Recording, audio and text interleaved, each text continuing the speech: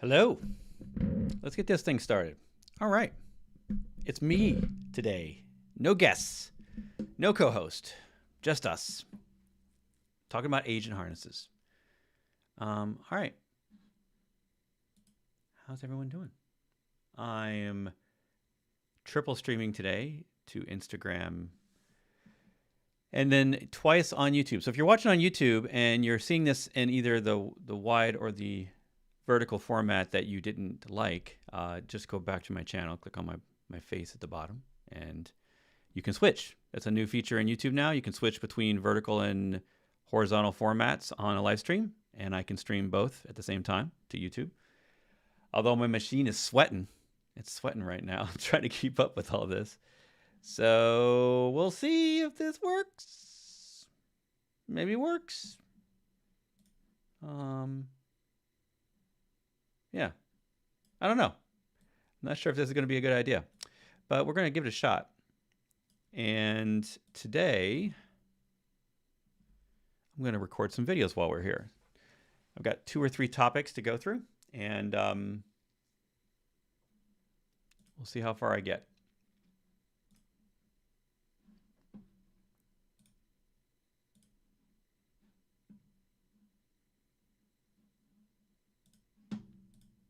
All right.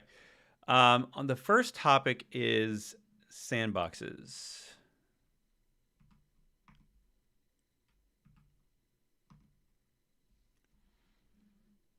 And let's talk about it. All right. I'm going to pull up some websites, actually. No. Docker sandbox. Let's bring that up.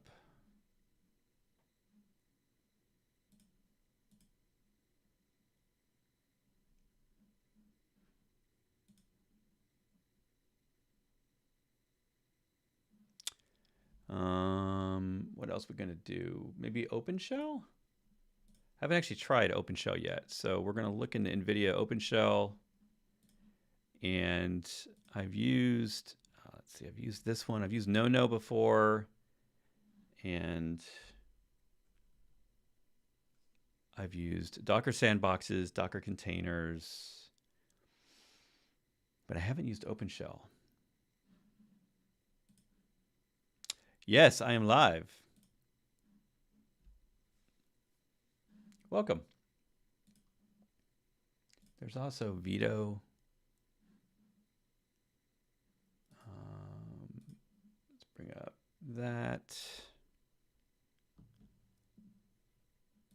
And then, what else do we need?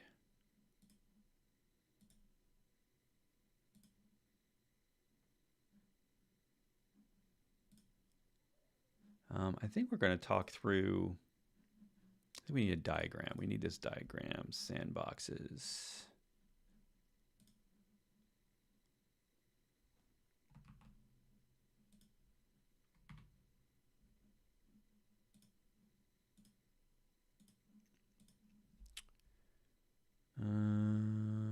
Let's bring up,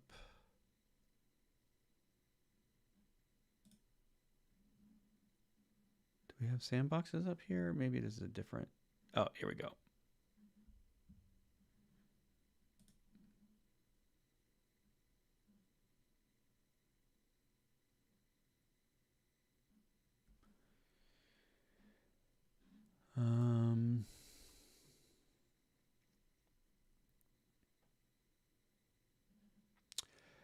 Yeah, what are these agent sandboxes? So sandboxing simply means we're taking primarily agent harnesses.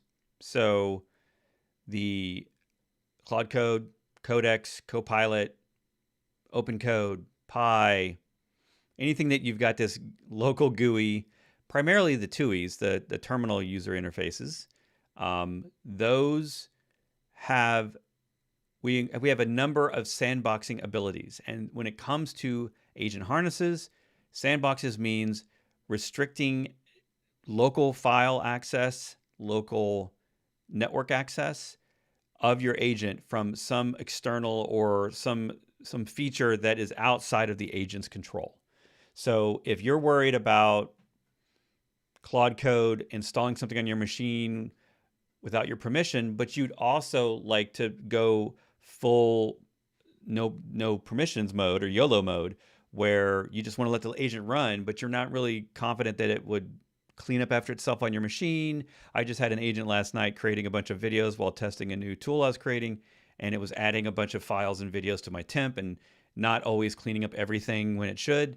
So if you want to keep all that sandboxed, you need a sandbox tool. And there's now an increasing number of them. Docker is probably got the most options because we're all used to containers, and Docker has something new called Docker Sandboxes, which is technically their third time doing sandboxes, possibly fourth, but third time, let's just say. And they have a relatively new tool that you can download separate from Docker. It does not require you to have Docker Desktop installed. And we're going to compare it to other options, including native features in harnesses like Claude Code and Copilot and Codex and Cursor. And then compare that to third-party tools like ohno or openshell or this new one veto that I haven't tried. And so I'm trying to describe these as there's really 4 buckets for sandboxing, 4 different types of isolation to put our agent harnesses in. So I'm gonna start this in a minute. Let me get my stuff organized here. And I don't have everything actually installed, so we'll make that a part of this.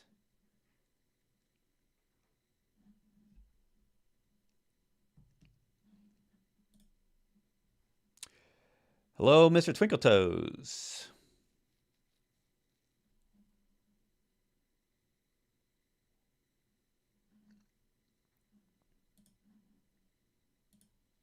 All right.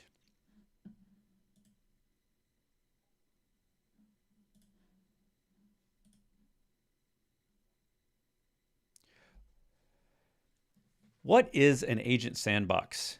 We've had sandboxing technology for decades, ever since the idea of virtual machines, or even before that, if we talk about chroot and zones and Solaris, we've had isolation technologies. And of course, I am the Docker guy. So Docker containers is my go-to and still is. But in the world of Claude Code and agent harnesses on our machine, particularly the ones that we run in our shell, the TUIs, we have this concept now of sandboxing, which is generally a good idea.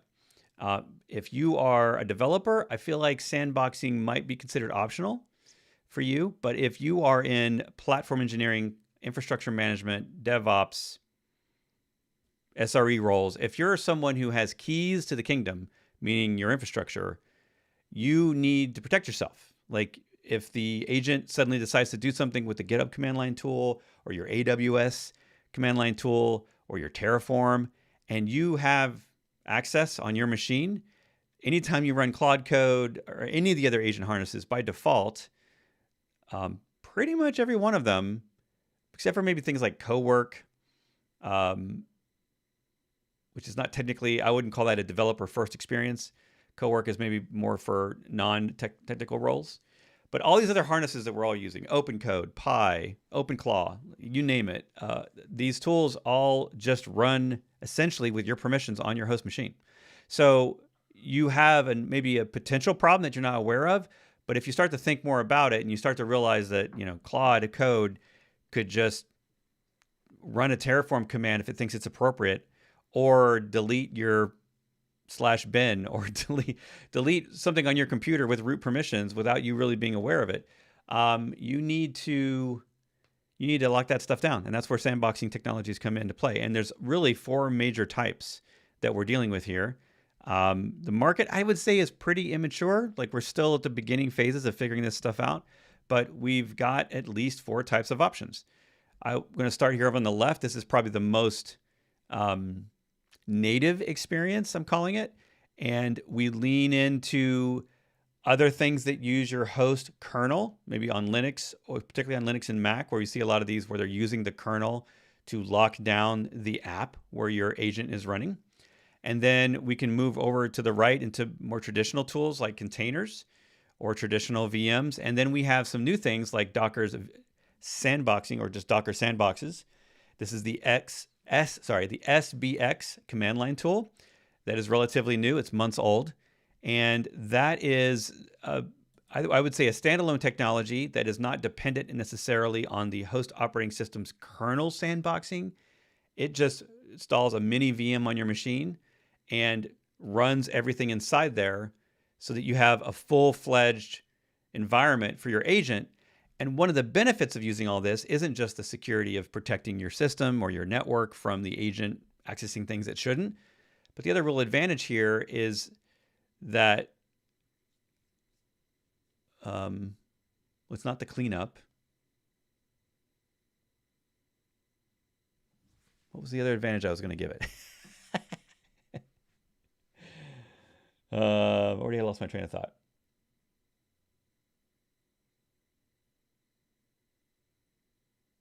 Oh, the other big advantage here, is that you can give it YOLO mode access. Essentially, you can give the agent the ability to run without asking for permissions, because since it's in its isolated environment, you can feel more confident that when it installs a tool, it's just in that sandbox environment.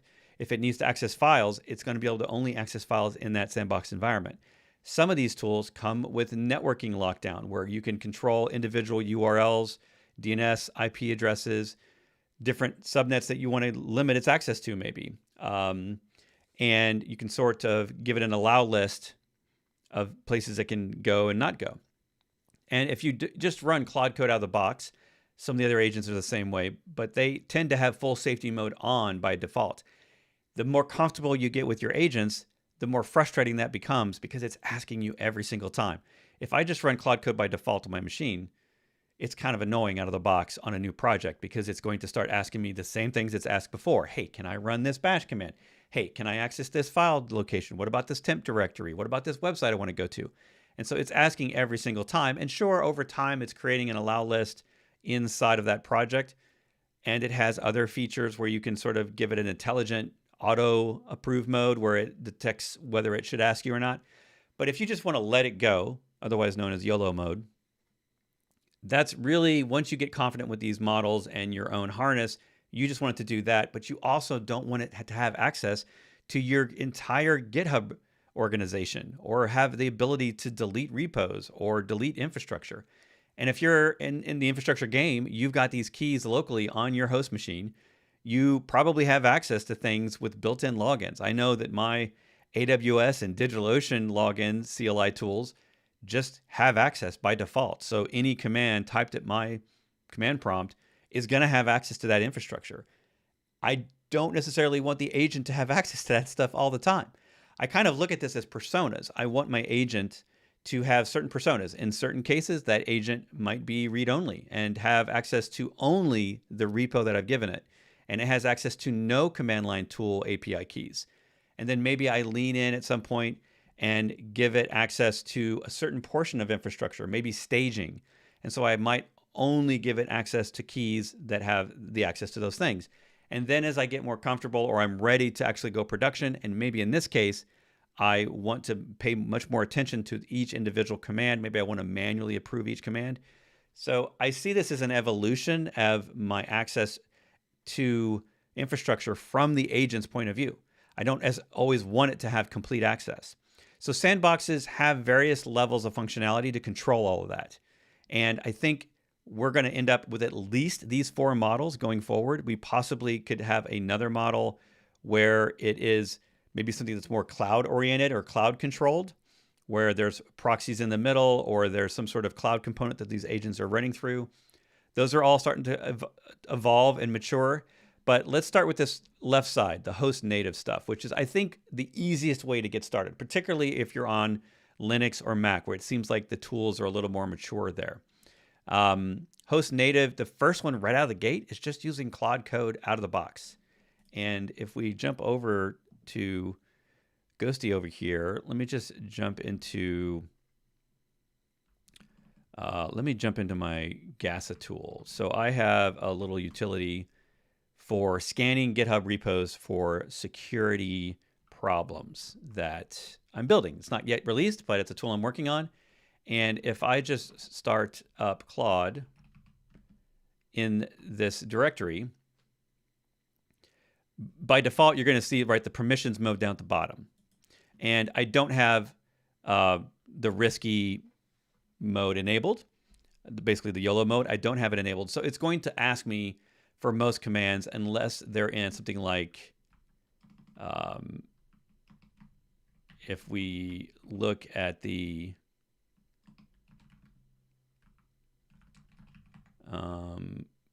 is it settings? Let's actually look there. Let's do that over here. Yeah, so like you have this allow list that happens over time, and that's just kind of annoying, especially as you get good at this stuff. You just want it to go. So one of the things we can do, built into Claude, or into Claude Code rather, is the sandbox mode.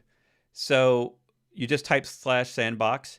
The way this works is it's going to create settings in a config file, essentially, inside of Claude Code, but it's going to talk to the OS kernel. In this case, I'm on Mac, so it's going to talk to the Mac kernel and use the Mac kernel's built-in sandboxing technology.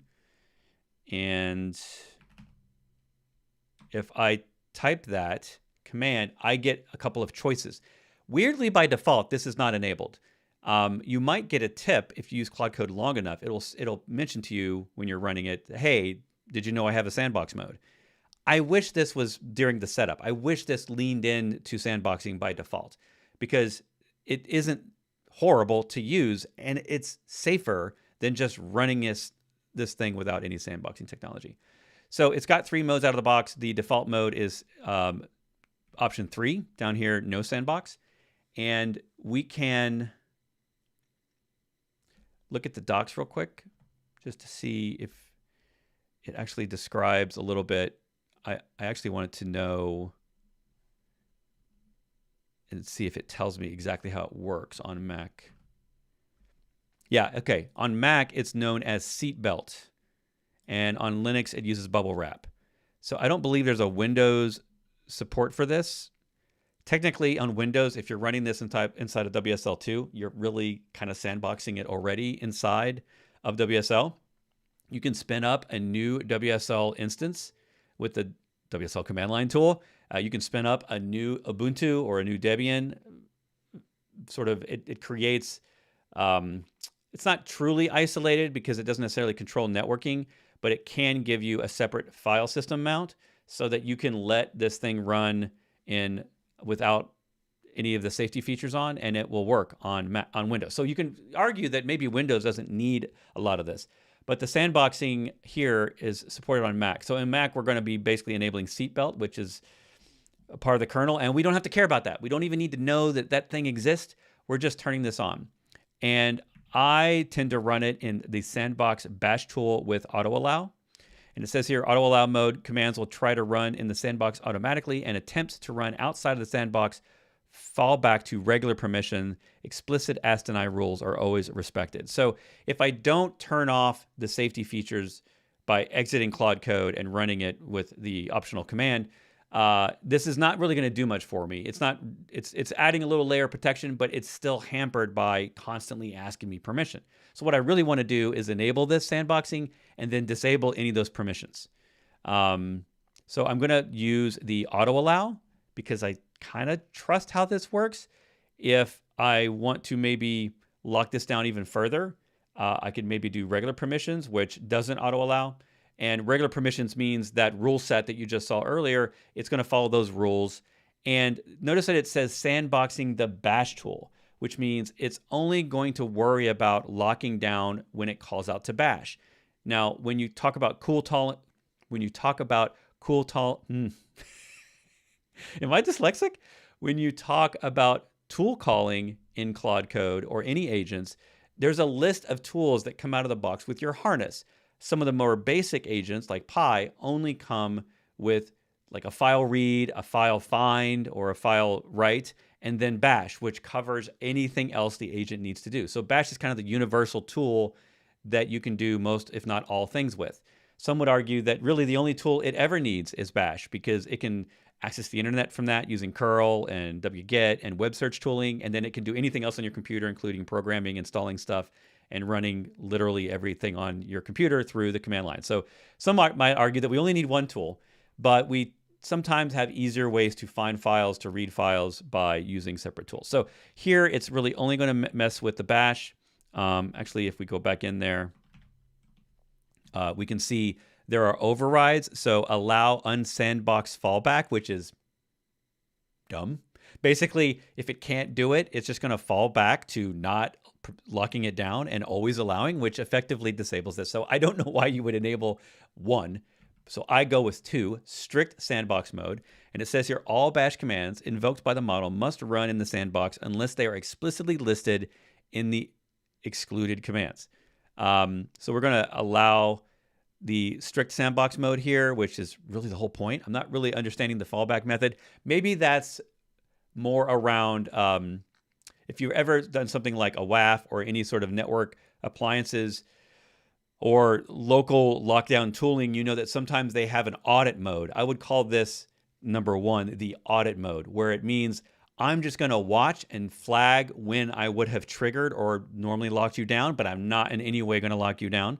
So I would call that audit mode. Maybe that's something you just do on day 1 to see if this would even work. But hey, we're just running an agent for local development. Like, it's not a big deal. Let's just try it and see what happens. And then lastly here, well, it just keeps doing that, doesn't it? Oh, there we go. Okay, so the config is it's kind of showing me the results at the end. So I set the mode, I set whether allowed it's audit only or to actually do the lockdown, and then it shows me how exactly it's going to config. You'll notice that it has down here network restrictions as well, as where it allows different URLs. I kind of want to just give it full network. I'm not too worried about internet prompt injection if I'm already sandboxing this thing and limiting its ability to do things on my machine. I'm kind of okay with it going out and doing stuff on the internet because the blast radius is much lower, right? So we just hit enter or exit if it's not changing anything. And now what I can do is I can exit back out and run Claude. We can look at the help. This is for anyone who's used Claude more than probably a few weeks. This is a very common command that we all start looking for, is how to turn off the darn safety. And you can see this option. Sorry, I had to zoom out to find it, but you can see the dangerously skip permissions. And that's really, at the end of the day, like, that's kind of what we all want. Once you trust your model enough and you've sandboxed things enough to protect yourself, you really just kind of want this to be the default. Yeah, and you notice how it says bypass all permissions checked, recommended only for sandboxing with no internet access. So maybe on day 1, we do keep it locked down for the URLs, but if you've been using Claude Code for 6 months on a daily basis, you kind of understand when it goes outside the lines, and the models are at least a little bit more predictable than they were a year ago. So we can do something like Claude with the dangerously skipped permissions.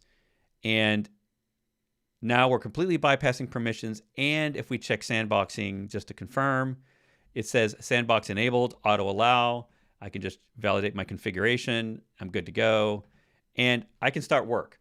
Now, we can sit here and try to see what it could do. For example, one of the problems is this may allow me to run any commands on my machine, including things like the DigitalOcean or AWS CLIs or Terraform or anything that might have access to remote infrastructure like the GitHub command line tool.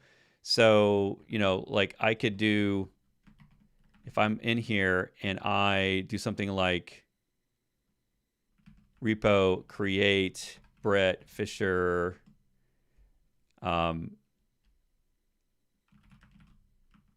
this test 2, and oh yeah, so it's asking for the required stuff. So public, well, let's just do a private. Okay, so it looks like it's getting denied, possibly because of the because of the network lock. But my point here is that what's probably going to happen is that it still has complete access to my local command line, which means it's not going to block tool calls to certain CLIs unless I put them in some sort of excluded list or denied list. And so this isn't really as fully safe as I want it to be. I want this thing, honestly, to have its own area where it bind mounts in my code to something, but doesn't have access to any of my local command line tooling, and it's completely isolated. Essentially, at the end of the day, I want to be able to give Claude or my model my pats, but I want those API keys or those pats that I'm giving it to be specifically for it with the specific permissions that I want it to have. Maybe read only, maybe I give it read write but not delete. I want to be able to control all those at a granular level because I just don't know what other things I'm forgetting. I have Git access to lots of things that I'm not thinking about, like maybe other organizations that it could potentially have access to if it decided to go rogue. So this protects my local system in terms of file system access to different places, but just by the nature of it running locally on my host file system, it has access to NPM. It could install things with brew.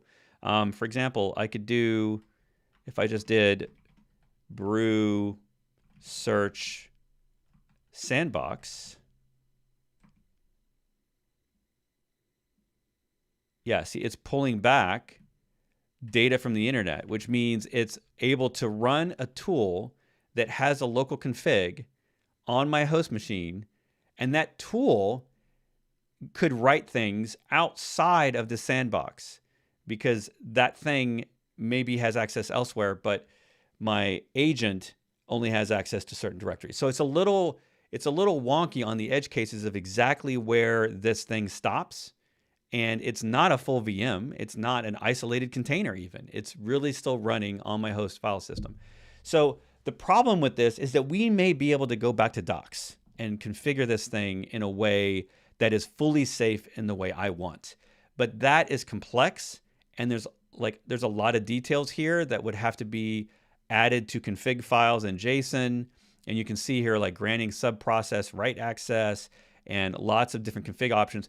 But this really starts to get super complicated right out of the box, right? Like you end up realizing that you might have to create one of these configs for every project, or at least maybe every persona, as I'm calling it, every type of access. So maybe I have a persona that is read-only to my GitHub repos. Maybe a different persona has read-write to all my GitHub repos, but only in my current account and not to any organizations, and certainly not access to infrastructure directly. And so I would have to create those files and manage those. And I don't believe that that kind of tool would exist. Like I need some sort of automation here. I don't want to be micromanaging this stuff on a daily basis. And I certainly don't want to be creating this per project. That sounds insane. So this tool is a little raw. It's out of the box. It's great. It's something that I have always enabled. So I think that's something that we should just do. Claude Code, always enable it. You can look up in other... the other tools, most of them don't have another feature. Actually, if I think about it, I've asked Claude before, and I'm going to have to look up my answer.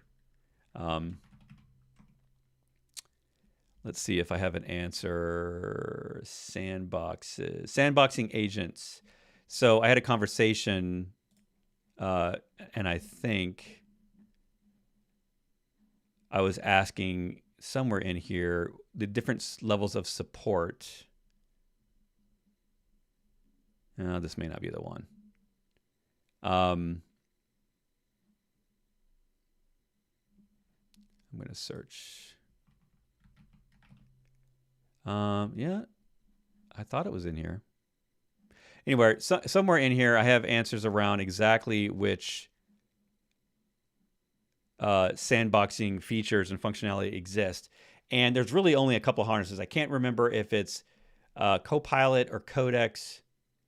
I do believe Cursor might also have some sandboxing, but things like OpenCode, Pi. A lot of these other open source and third-party tools may not have it. I'm not sure about AMP. I'm not sure if AMP has it. So the internal built-in support is pretty sparse. It's pretty limited, and it's also highly dependent on which harness you're using. So maybe we want to escape this scenario and we want to use something external. And I like this idea more because an external sandboxing tool means that it doesn't matter which harness I use. And I think for all of us, we might have a favorite harness today, but that might not be the harness we're using in 6 months. We might have moved on from Claude Code to something else. We might like Open Code or go back to Copilot, or Codex might be the way to go. And the other issue is that these built-in tools are highly dependent on whether it's the TUI or the GUI version. And I want something that's flexible to regardless whether I'm using a GUI or a TUI. I want it to be using something else. So there's another tool in the market that I have used called ohno. And ohno.sh. So I'm going to throw this into chat in case you have not heard of this one. And I'm really excited about this one. This is an open source project from the makers of SigStore. So in other words, some of the core team are security-minded people that do security as a profession and write code for security. SigStore is a security-related product, or at least a series of products. It is a set of policies and tools and stuff that we're not going to get into. But this is a tool that I have been using more and more. And out of the box, you just basically install it locally. I think it may only work on Mac by default. Let's see.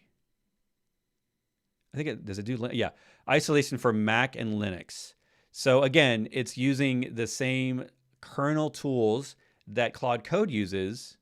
Like it says here, Mac OS is using Seatbelt, which is a built-in functionality API of the OS kernel. And then, and it says the same sandboxing framework behind every Apple App Store application. And then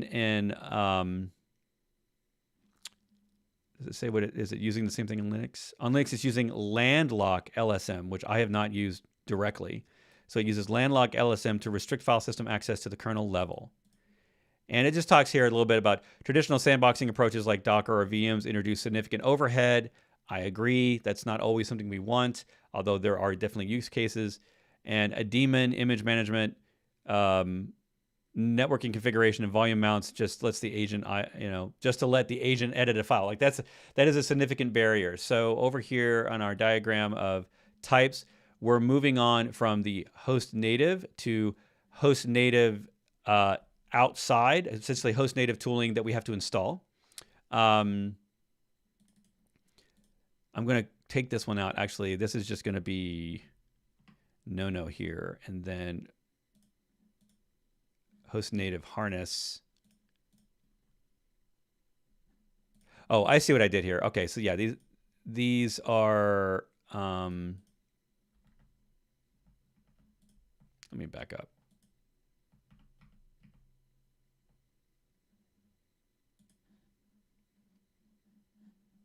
How do I undo? There we go. So technically, there's two types here under the host native kernel. We have the third-party ones like ohno, and then we have the built-ins like Claude. While we're sitting here, let me just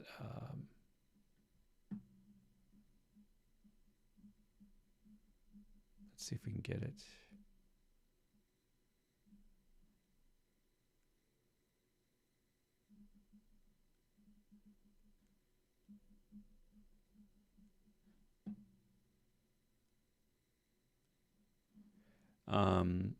Can you research the popular harnesses like Claude Code, Codex, Cursor, and Copilot, and tell me which ones have built-in sandboxing technology?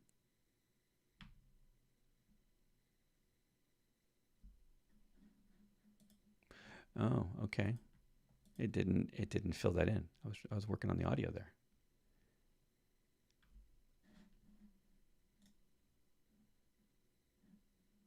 Let's try that again. Research popular harnesses like Claude Code, Codex, Cursor, and Copilot, and tell me what sandboxing technologies they have built in and compare the sandboxing functionality.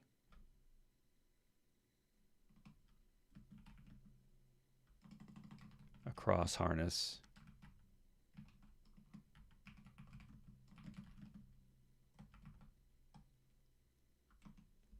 All right, so we'll spin that one off.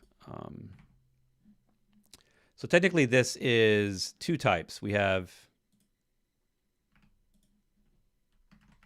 both includes built-in harness features and third-party tools.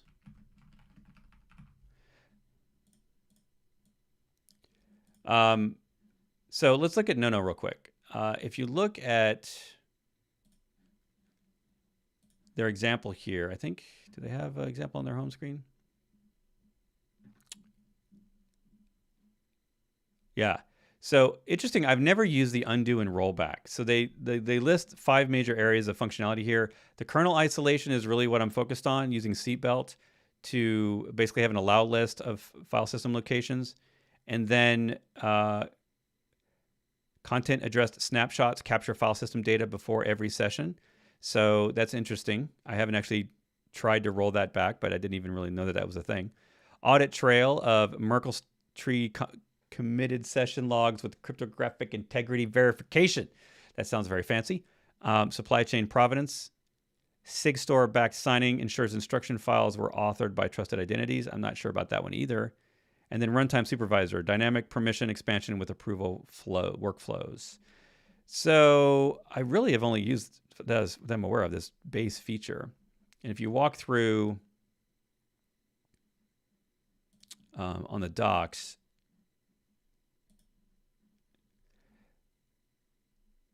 they talk about installing it, and then you have to build a command. And the command has a config that you can use a profile. You essentially create a persona or a profile for how ohno is going to work. And out of the box, it's got some built-in ones. And I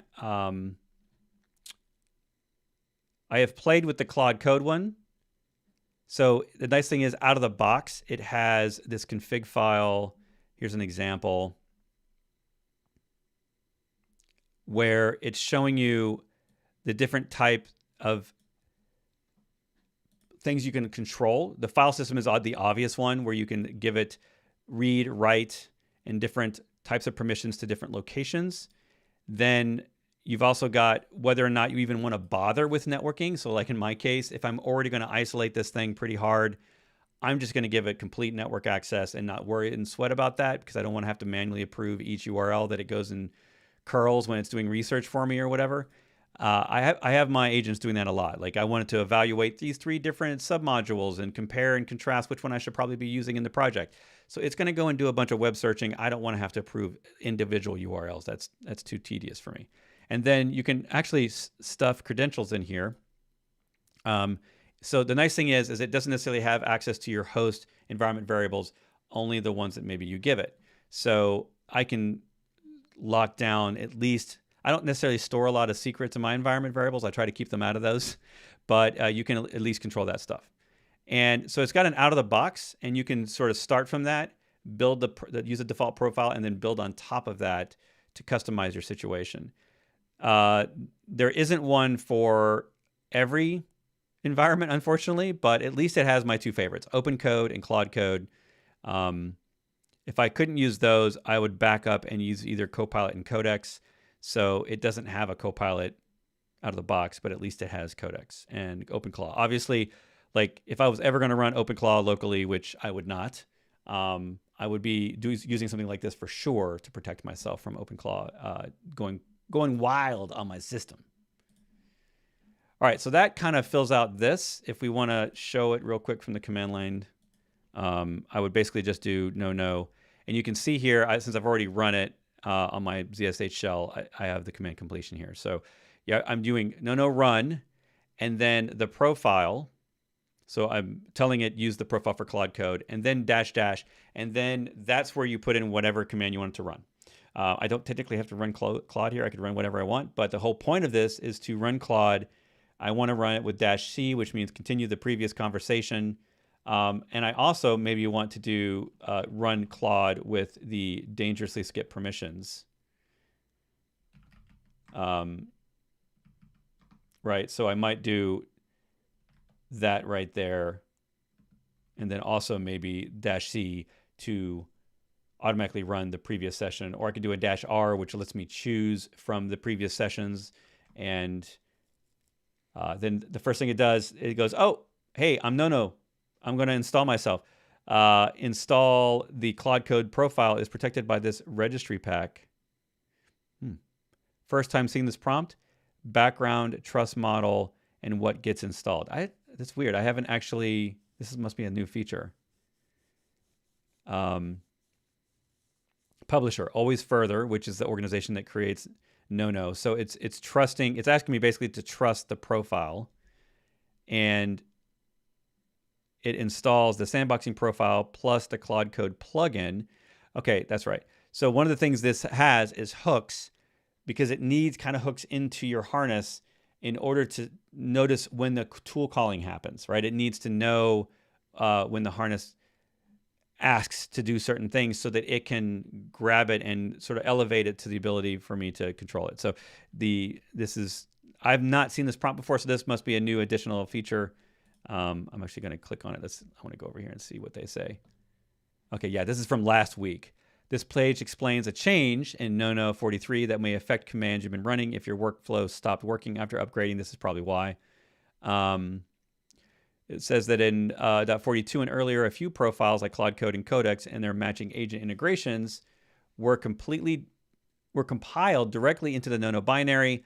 You could run no run with the profile Claude Code on a fresh install and nothing else set up. But in 43, those built-in profiles are now removed, and the same content now ships as registry packs.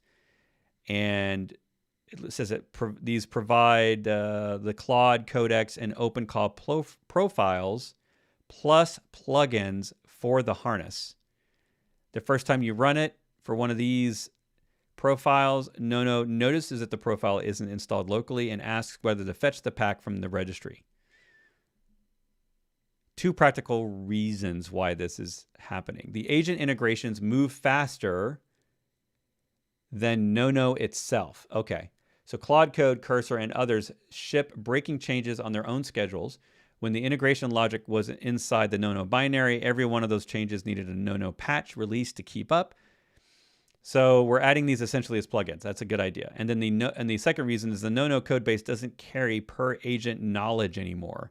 The pack mode lets no stay focused on the sandbox primitives itself, and then the agent-specific code lives next to the agent. So this is cool. What this actually means is that if I wanted this is cool, because if I wanted to do this for Pi, which I do, I'm using Pi harness more and more lately, just to it feels much more closer to the metal, closer to the model, and I like seeing exactly what's going on in my thinking, exactly which tool calls are happening, which commands, and I like seeing all that stuff raw sometimes, especially when I'm learning. So I use the Pi harness, pi.dev, and the Pi harness doesn't even come with web search out of the box. Like, it has nothing. It's extremely raw. And sometimes I like that. Sometimes I want to know exactly the things that I'm building inside my harness. It's basically Vim mode for harnesses in my experience. So what's cool is I could create a Pi config, which I didn't necessarily have before. I had tried to put one together and it wasn't really working the way that I had hoped. But what's cool here is that I might be able to add hooks into the Pi harness. And then even if no doesn't ship that, I can ship it separately and use it as, I would hope, a third-party plugin. So let's go back and we're going to say yes, which essentially means it's adding more hooks into Claude Code. We can see that that's happening right here. It's adding it into the Claude plugin JSON for this repository. So this is cool. It's only doing it for this repo, not as a global thing for Claude Code. and it's adding a skill to my repo so that it allows my harness to understand how to manage no-no, which is, I thought kind of the point here is that no-no works outside. So hopefully this doesn't mean that my agent can control no-no from inside the agent, because that's kind of the point, is that you don't want that. So we'll have to explore further to see what's going on there. Share this directory with read and write access. Use allow. I don't actually know what this means. I'm good to say yes. I'm assuming what that means is, does it want me to give no the permissions to allow Claude to write files inside of this directory? I assume that is yes. Oh, yeah. So this is interesting. It gives access. This gives read-write access to my keychains. I'm not sure I want that. I'm very interested in that one. That one's curious. And then you can see that it's giving read access to no configs, which is good. I guess it maybe needs those. And then read write to this directory. And then profile. Yeah. So I'm assuming this is minimal. And net outbound allowed. So everything it seems like is allowed out. So now I'm in Claude Code, and this is the Claude Code experience. I don't even know that no is running in the background. From this point on, I shouldn't really be bothered with it, and that's kind of the point, is this thing just should run transparently. What I assume will happen is that as it runs into edge cases where it's going to deny things, I'm not sure if the new version gives me a different experience, but yeah,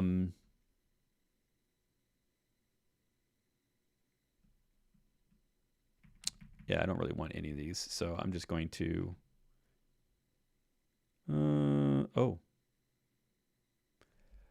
okay.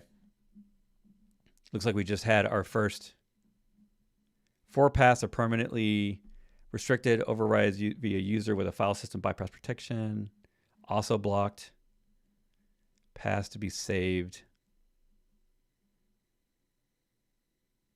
Ooh, that's weird.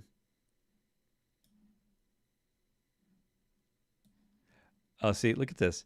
Okay, well, you know what I think is happening is I think that Claude Code is trying to access browsers in order to control browsers with the Claude Code extension. And this is actually pretty cool, because what it's saying is that it gave Claude Code certain access. Claude Code during the session tried to access other things, and it's saying here, yeah, these marked paths are normally blocked by security policy. Saving them adds bypass protection, which weakens Sandbox protection. Save denied paths as user profile, and basically no. I don't want it to access my browsers. In normal Claude Code settings, I maybe just don't want it to have any access to my browsers at all. And only if I'm doing maybe some sort of front-end development do I ever want to give it that. So maybe I have a different profile for that. So I could call something like Claude Code with browser as this profile. Save profile with the policy override shown above.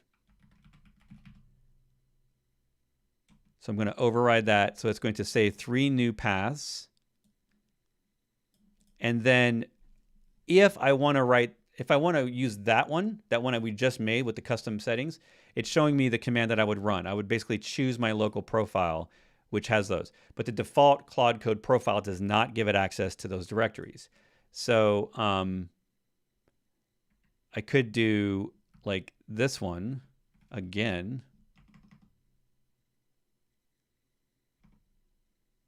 And say yes. And then it's going to give the same thing. And then I can say, tell me about this project. Actually, let me change model.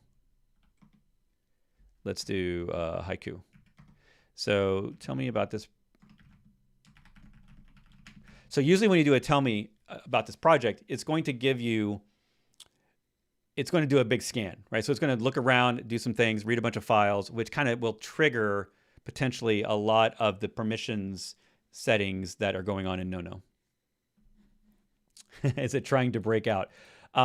Probably. But no, I think what that really is Claude Code, since it has the Claude Code extension in browsers, and there was an actual report recently. These comments are always whack inside of Instagram. I don't know if that's normal. Let me do that again.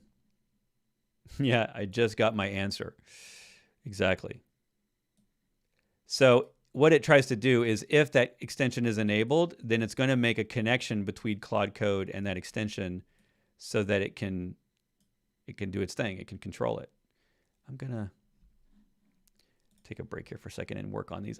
I thought I fixed this, but clearly it didn't fix it.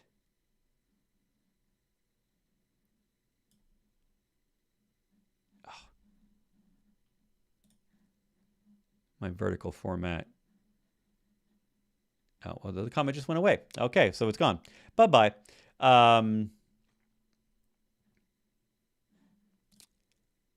All right, so we can see here that it did some things. It did probably some tool calling. So let's exit. And then, it didn't warn me. I wonder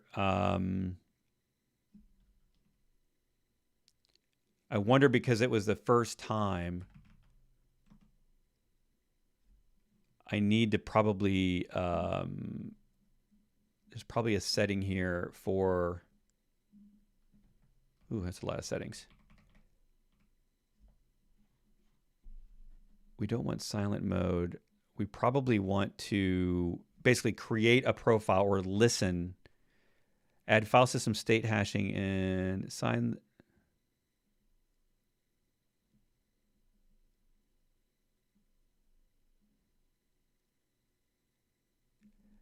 Yeah, I'm sort of wanting that first time experience again. Let's see how I can get that.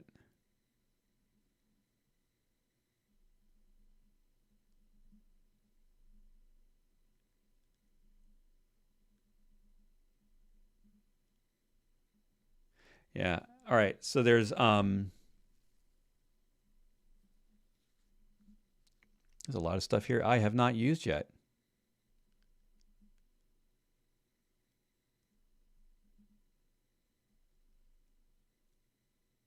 Show what would be sandboxed without executing. That's interesting. So if I did a dry run here on that same command, actually no, I got to put it back here.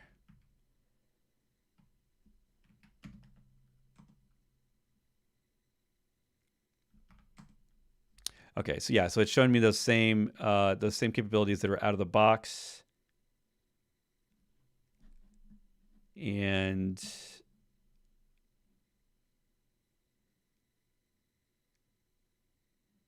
enable runtime capability elevation. No. Oh, no rollback prompt. Skip the post-exit rollback review prompt.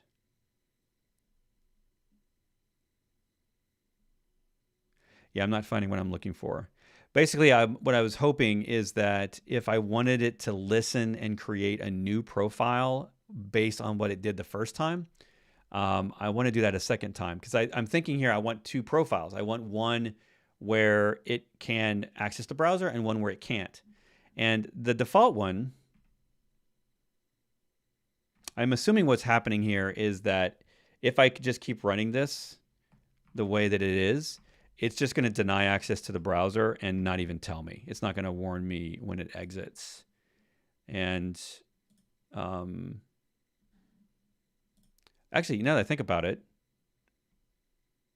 it's got access. It's got a skill. It's already got a skill. So let's just do it. Let's just do the skill. No. Yeah, so there's a no sandbox skill. And so, no, that's not what I want. And then how can I create a new profile by watching file system access and creating a profile based on what you try to do while running. Let's see if it does that. How can I create a new profile by watching the file system access and creating a profile based on what you try to do when you're running inside a no-no? The core command is no-no profile trace, which records what your process accesses and outputs a profile. Okay. This will run your command, log every operation, and then output a profile based on what was actually accessed. And the cool thing about no-no is that this has nothing really inherently out of the box. There's no limitation on it just being for agents.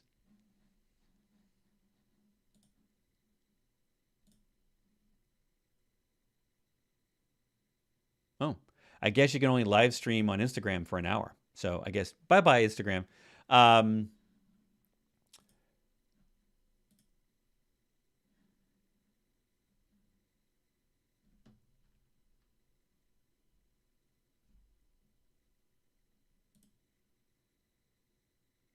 going to end the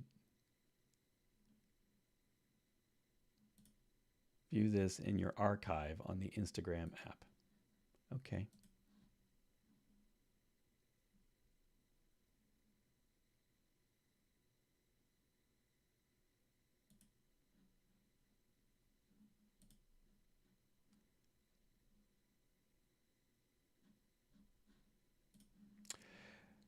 So the cool thing about no-no is that to me, it is a really cool, potentially really cool tool for you just learning how certain apps in your command line access the file system and do things on your computer. And so you could run this with really anything in it and then see what kind of things it's trying to do on your system. The next question I have is, can I use this with GUI Mac apps like VS Code? Can I use no-no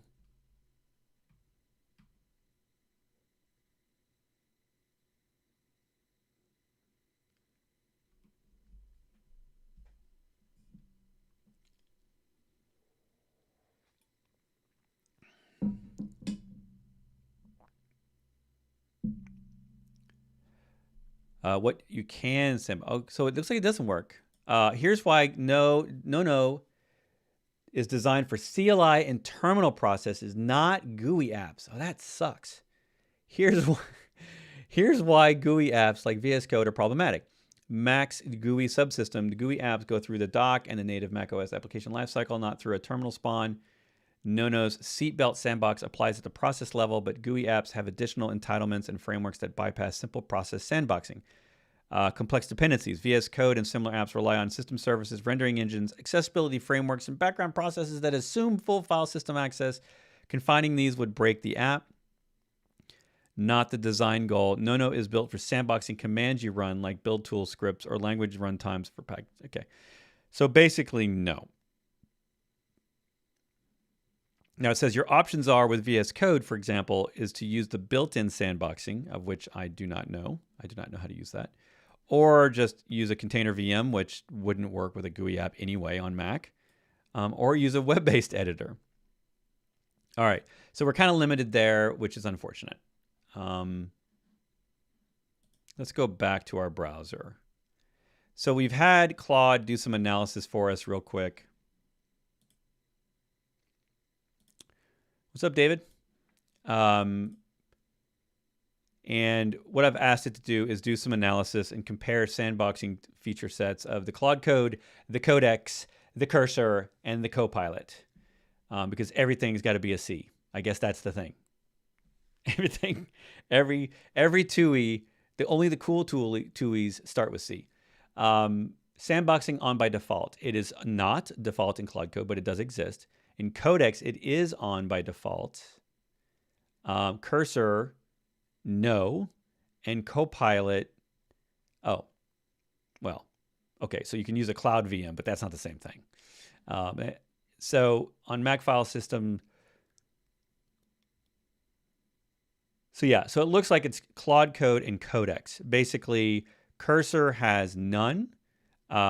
Copilot has none for local, but Copilot can technically use remote Cloud VMs. And so, you know, of course, if I could use a remote Cloud VM, I would just run all these things in the remote Cloud VM. I wouldn't even try to run them locally. So I don't know why. It doesn't really matter. So we're really just dealing with Claude Code and Codex. Those are really the two out of the box that have a built-in experience. I am more curious if I would rather honestly use ohno than try to use some built-in stuff. But that's just because I'm never using just one harness, and I don't know if I'm ever going to use just one harness.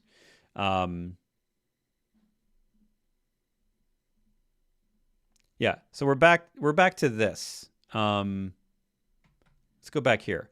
So we've kind of looked at a couple of these, right? So the host native harness means it's basically whatever the built-in features are of your harness, which some of them don't technically have sandboxing, but they do have rules files or configs where you can control tool calling things, which when you think about it, the models don't have access to your file system directly. They have to go through a tool call, which means the harness is the gateway to the file system, running new programs, and anything else that the model wants to do. Because the only thing models can do is spit out tokens. It can only spit out words. And so the harness's job is to look at those words coming out, look for specific phrases or specific formatting of text, and that because these models are all trained on tool calling in their reinforced learning, these models know how to format their output text to trigger a tool call. So they can trigger bash to run. That's a harness feature, which technically means that the harness could control where and what it runs.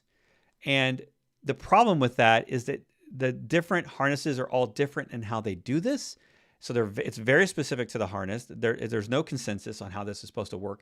And the research that I've done shows that the models tend to be able to get around it. So in most security audits, these features are breakable. The models can figure out advanced ways to get around the harness configuration. So this is like, in my opinion, this is the least trusting, but maybe potentially easiest to use because it requires no third-party installs. It requires no setting up of VMs or containers. It just works out of the box and your harness already knows how to do it. So you can even probably talk to your harness on how to configure it in harness. The next step, I think these are the next level. But I'm gonna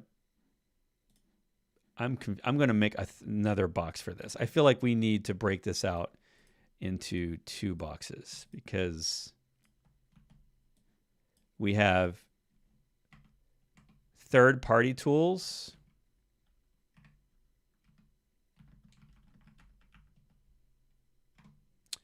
And then over here, let's see, what did Codex? Networking off by default, but sandboxing is on by default. Let's go check that out. If we're in...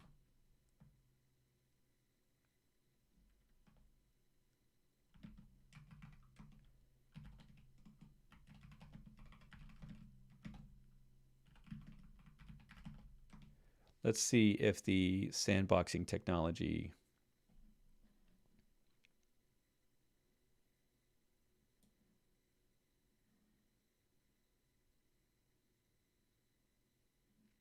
Yeah, so skip. Okay, so they also have dangerously bypass approvals and sandbox. Skips all confirmation prompts and execute commands without sandboxing. Okay, so you can enable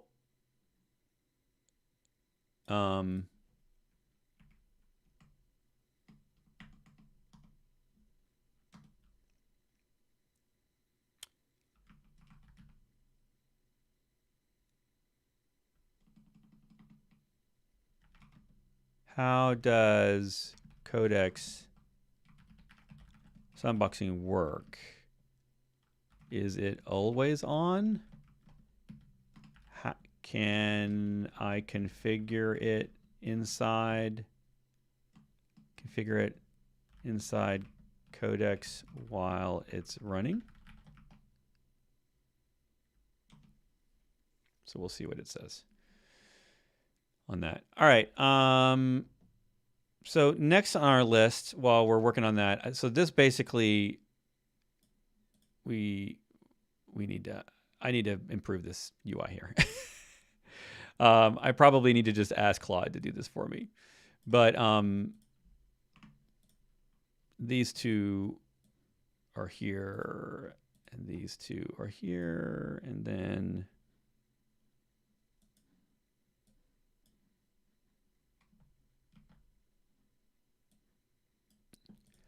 then we have containers. So we all know containers. You can still do this with Docker today. In fact, I'm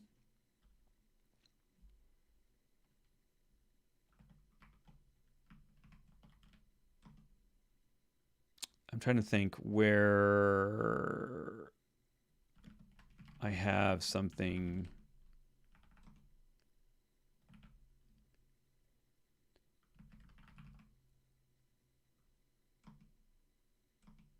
Yeah, it must be in my work in progress.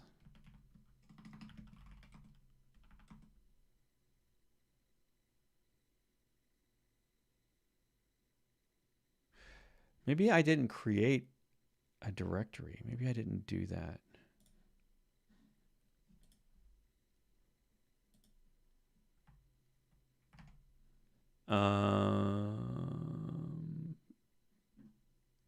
I think in this one, I was asking it to create a compose.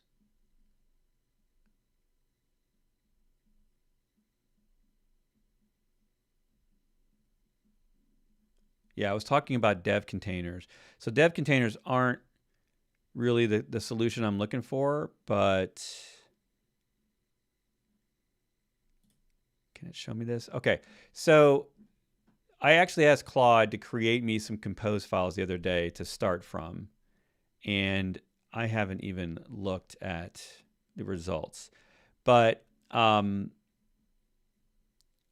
I personally like the container approach, and I've been kind of wanting to work on some very minimal, of which these are not, some very minimal compose files that can act essentially as profiles for running in any part of your computer. And I kind of would want this to be maybe not project specific, maybe global compose files that I can run from anywhere, that would allow me to be in a directory, run that instantly in a container with Cloud Code running.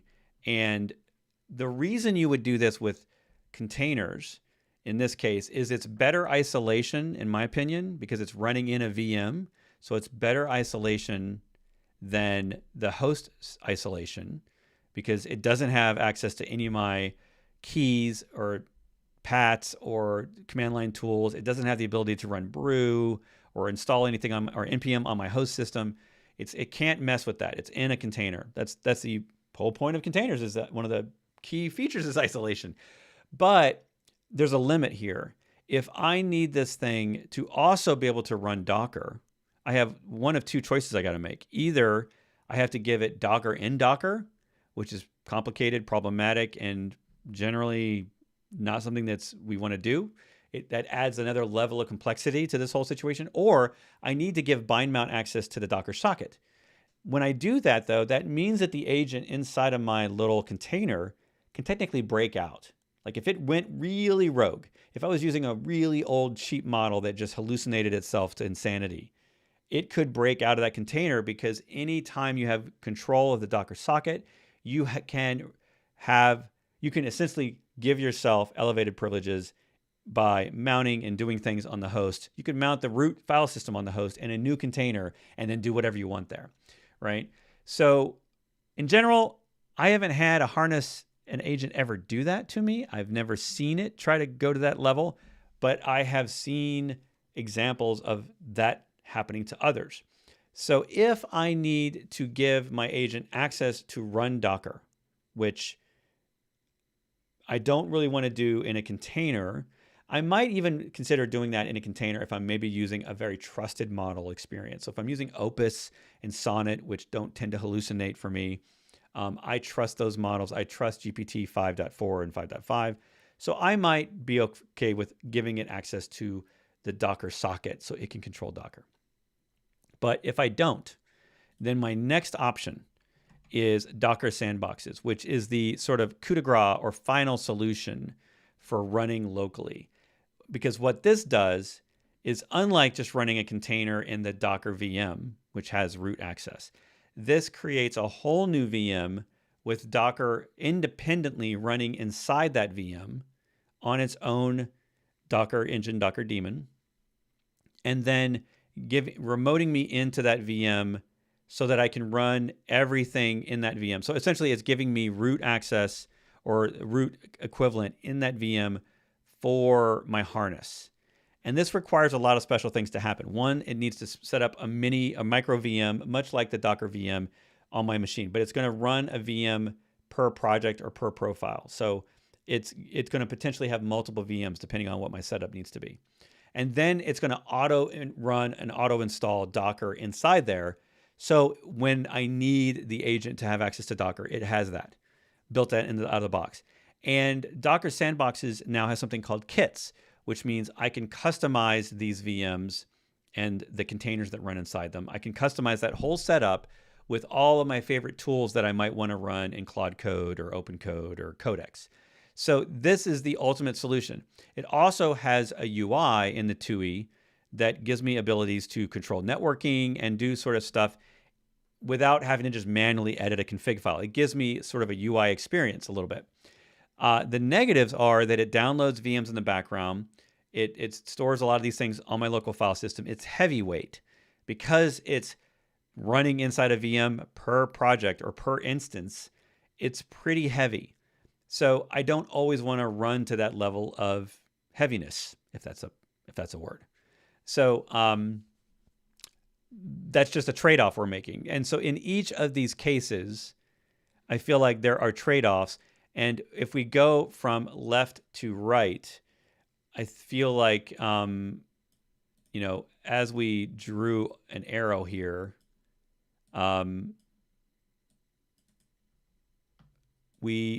we're going from,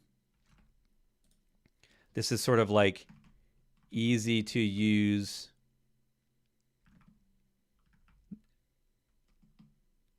but less isolation. And then on this side, we have full isolation, heavyweight, or heavy or harder to use. I wouldn't say harder to use. I mean, Docker's sandboxing is pretty easy to use. And if we're back here where my Claude Code was at, Docker's sandboxing tool is called, it's just called Docker Sandboxes, but the CLI is SBX. Well, David, K8S, okay, so why are my, oh my God, these things are so temperamental. I want that there, and then it's like I keep breaking. I don't understand this. I keep breaking these.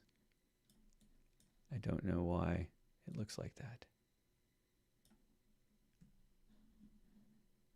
I really need to play with this offline, but I can't actually simulate comments when I'm not live. All right, one more time. Let's get this comment thing right.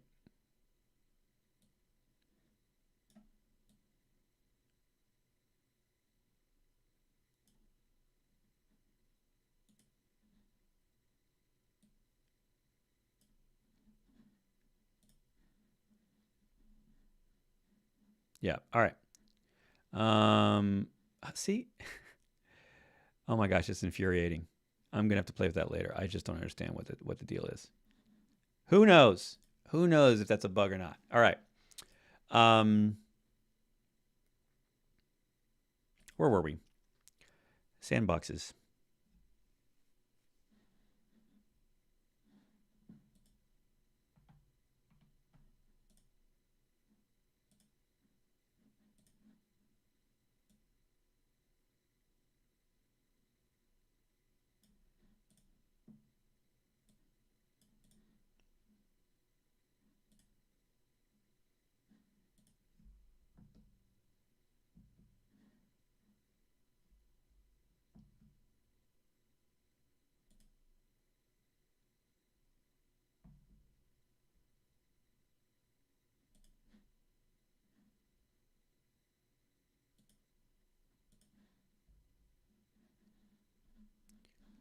Is it frozen?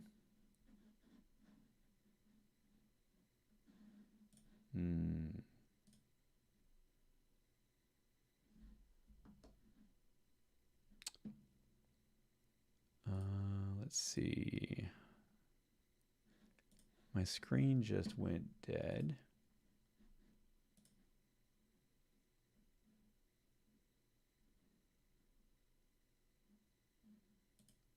Okay, it's back. Yeah, chat layout's wacky. I have to fix that.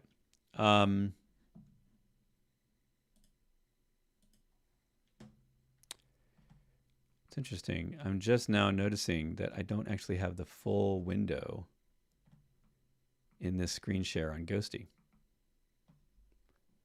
That seems like a Ghosty problem. I'm going to have to work on that too. All right. So what we're looking at here with sandboxing, let's get back to Docker sandboxes. So SBX is the command. You install it with brew. And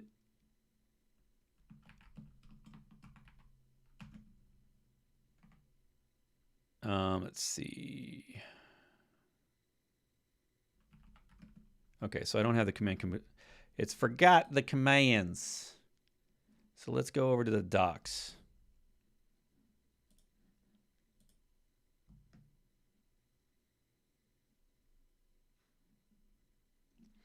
So you can see there's a sandboxing UI here.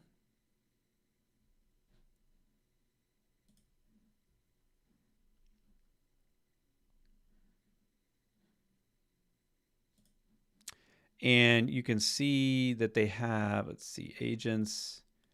So they have profiles for a lot more of the agents than ohno has. So obviously we've got Claude Code, the winner. But Codex, Copilot, Cursor, Droid, Gemini, Kiro, or Cairo, depending on how you want to pronounce that. Open Code, Docker Agent, and then just Shell, which basically just gives you a shell inside these sandboxes. So each one of these is a pre-built profile. And one of the things, because this is a full VM, what it means is that Docker actually has to provide you the harness, which means when you're running Docker sandboxes, you don't need any of these tools installed locally because they're running inside this VM where it's installed, hopefully, the latest version of that harness. So if we do SBX run Claude, actually, let's go back here to the GESA. Run Claude.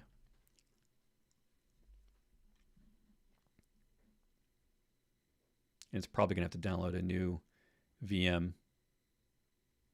Yeah. So it's downloading. And so this looks familiar, right? This looks a little bit like Docker. But in the background, it's really all inside a VM.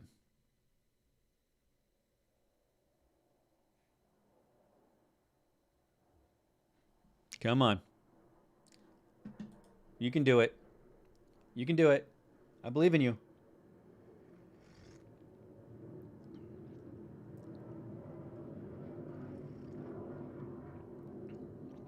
Okay.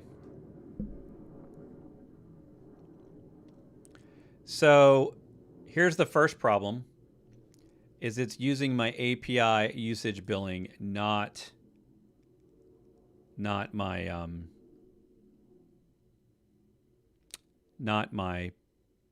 subscription. What am I trying to, what word am I trying to say here? Subscription. Let's see. Let me come over here and see if I can find out.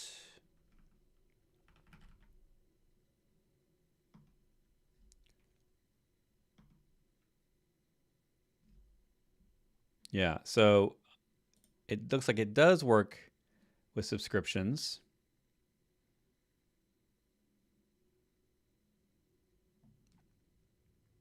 Okay, now we're back in.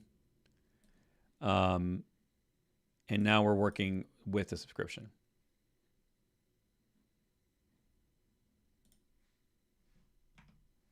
Okay. Ooh, why is effort set to extra high? What is wrong with you? And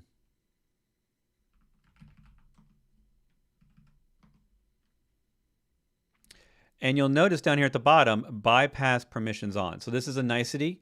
Docker is essentially running Claude out of the box with disabling all checks and security features because we're in a VM inside a container. So we're fully protected at this point. And if we go back over to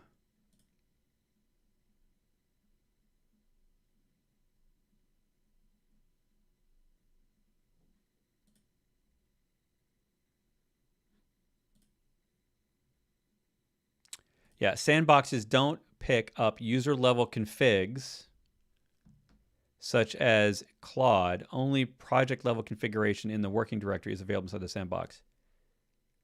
Yeah, so this is actually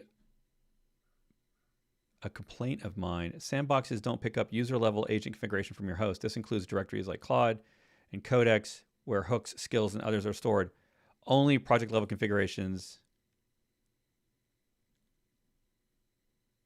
Yeah, see, I completely disagree with this. I don't, part of the sandboxing of Docker in this way is already so heavy. It feels heavy because I know I'm running this in a VM and it's very project specific. And I might have a dozen projects I'm in the middle of. I mean, right now I'm definitely in the middle of half a dozen and I don't even work for a company. So imagine a company where you're doing smaller products and you have dozens of repos. You're going to need dozens of VMs, and unless they've changed their model, at least they've changed if they've changed the design, great. I want to be able to use a single VM for multiple projects. Essentially, I don't want a bunch of VMs running on my system or stored on my system. And one of the things here is that I have highly configured Claude Code. Like I have global skills, I have global plugins, I have global settings, and I need Claude Code to have those. And for them to just blatantly say, nope, we don't do any of that, too bad. It feels like a hard edge that is going to reduce adoption, because once someone is a professional Claude Code user or a user of any of these, if they find out that all of their configuration and customization isn't really going to be possible inside her, or in other words, their customization is going to have to be project specific, that's really going to, I think, reduce the use of this thing. So I have tried to talk to people inside Docker and give my opinions, and it has not seemed to influence the decisions around this product yet. But my choice is to have this like a toggle, like include global or don't include global. Give me an option so that when I'm not paranoid about running these agents, I can at least have my global config in there as an option without having to do some sort of hacky solution. Like this is a hacky solution, copying all my skills into the repo of my product. When these are skills that are, I have a dozen skills on my machine that I might be using in this project, but they're not skills only specific to this project, and I shouldn't be installing them per project. That's unnecessary. Like, why would I do that? Why would I install a front-end design skill in every project? It's the same Vercel front-end design skill. I only need it once on my system, and I definitely don't need it uniquely for that project. So this is a bummer for me. Now, that seems to be this is a global decision. This isn't just a Claude code only decision.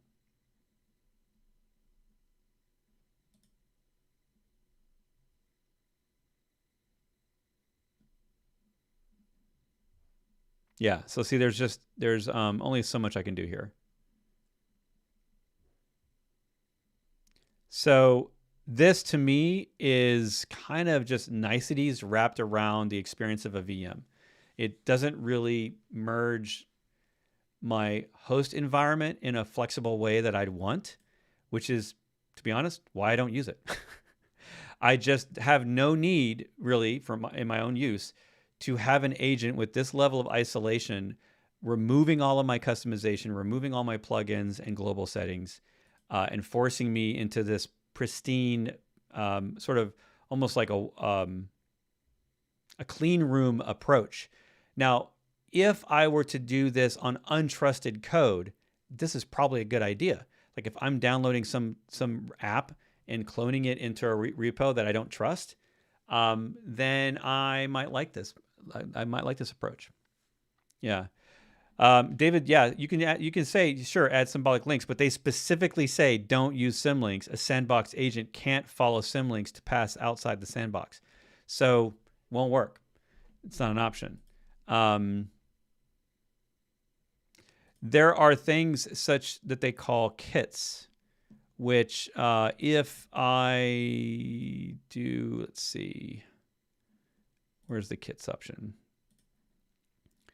If I create a kit, there is the potential for me to possibly copy things in that could allow me to customize and basically import my global settings, my themes, my plugins, my third-party tools, all the skills that I have at the global level. I might be able to actually bring those in through kits.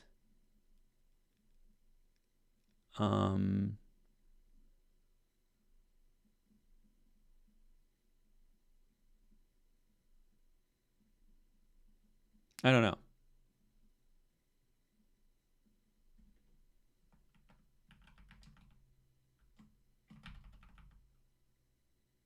Okay, so on this kits page, it doesn't mention anything about globals or skills.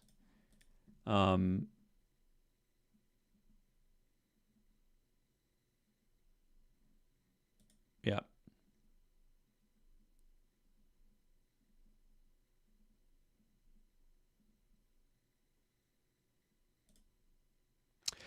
So I don't know what I'm going to do. Maybe I can try to talk to someone in the team again and see if I can't motivate them to give us some sort of middle ground here that's not so extreme.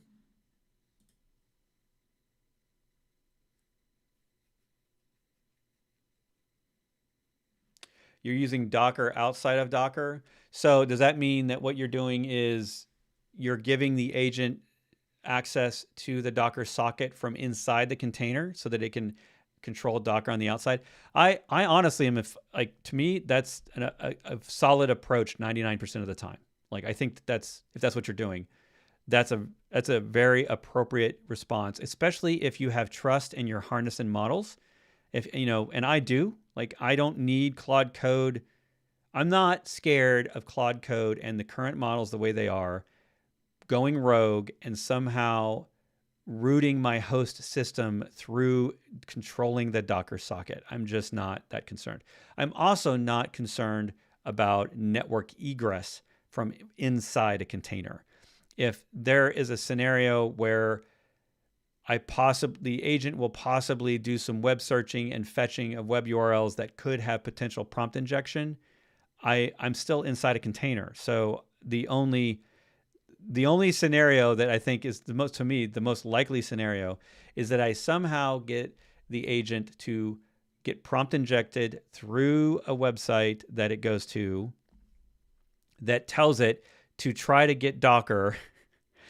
So this prompt injection would have to know to use the Docker socket to then root into my host OS and somehow do like a bind mount on a container to the root of the file system on my host that allows it to. I mean, it's one of those scenarios where it seems so extremely unlikely. And honestly, right now in the industry, we have so much bigger fish to fry. We've got supply chain attacks happening on the daily.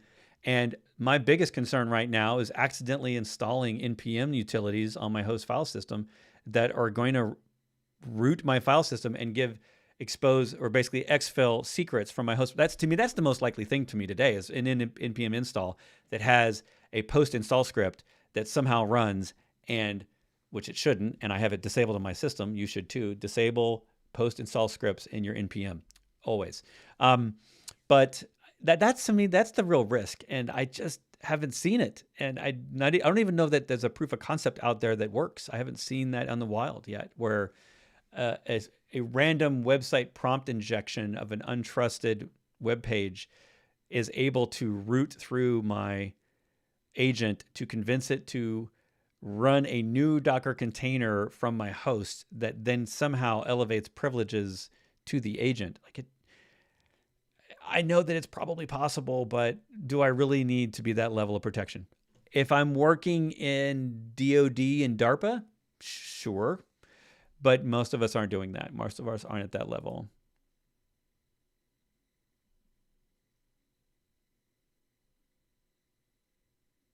That's pretty cool, Robson.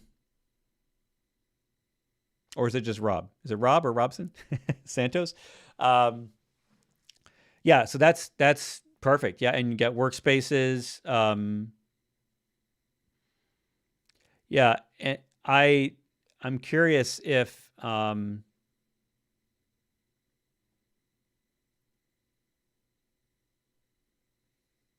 yeah, you're using dev containers. I haven't. It's funny. I actually asked Claude about using dev containers inside of Sandboxes, and Claude discouraged me from trying to use dev containers as a sandboxing isolation layer. I can't remember why it said that, but it was like, yeah, these are two different things. You probably shouldn't use dev containers for this. So I have started down the rabbit hole of building out a set of stock compose files that I use that I haven't consistently used yet. In fact, it's been so long. It's been a couple of months since I've used them, so I don't even know where they live. I didn't document them well, but I feel like I need to do this. I need to create sort of a Claude code, a Pi, and an open code, my three main harnesses. Create a compose file that includes the repo, obviously, or any other repos it might need for that particular project. Includes my global agent configs. Includes any of my plugins and my global skill files and all the caching files, right? Because what I want is to be able to spin this thing up at any given time, and it has access to all of my memories, all of my Claude cache of previous sessions, and I wanted to have access to that stuff in a non-project specific way, because I don't operate agents in an isolated per project way. I might hop around directories inside of agents. And so I don't need to enforce on myself some sort of very strict per project config, because all my projects really have the same config. I mean, I trust the models the same. I trust the agent and the harness the same. So I'm not sure why I need very specific project isolation. If I'm running a Golang in this directory and I've got a web landing page project over here, they're largely going to be the same permissions and the same utilities that I have installed, the same linters, the same set of tools. Yeah. So I'm not sure why I need all that.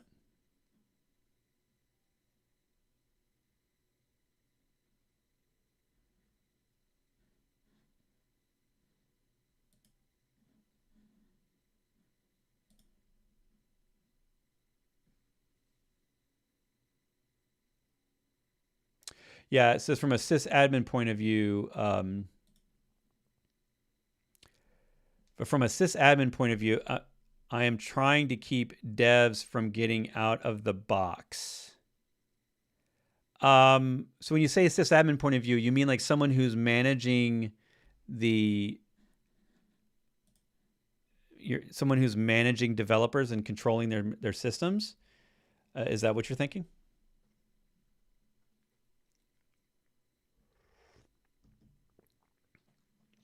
Like, tell me more. Tell me more. Give me more information. My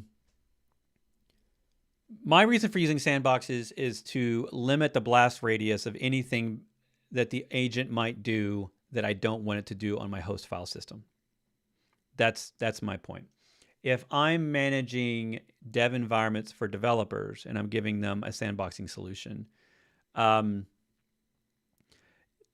I would say a non-security focused dev or a non-infrastructure dev is going to, in general, I'm going to paint a broad brush here. In general, those people are going to be less tolerant of a complex, arduous solution, because if they've been operating Claude Code indiscriminately on their host file system this whole time, and I'm coming at them saying, hey, we need to lock your stuff down, my solution better be really close to that experience or they're just not going to use it. And if you have an ability to control their systems, you could technically remove Claude Code from their machine and say that they can't even install it. They have to run it inside of your sandboxing tool.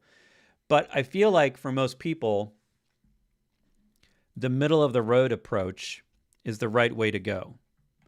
So when we look at these options, I feel like for most people, this area is where they should live.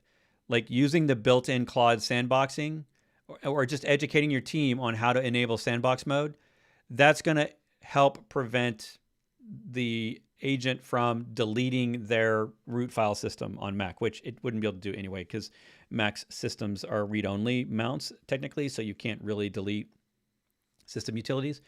But you can certainly do things like inject into the path different binaries that you installed through brew or npm, right? Like, I mean, those things are all possible. So I would start with them over here. I might ask them to use ohno and maybe help them do that if they're on something that's not Claude or not Codex.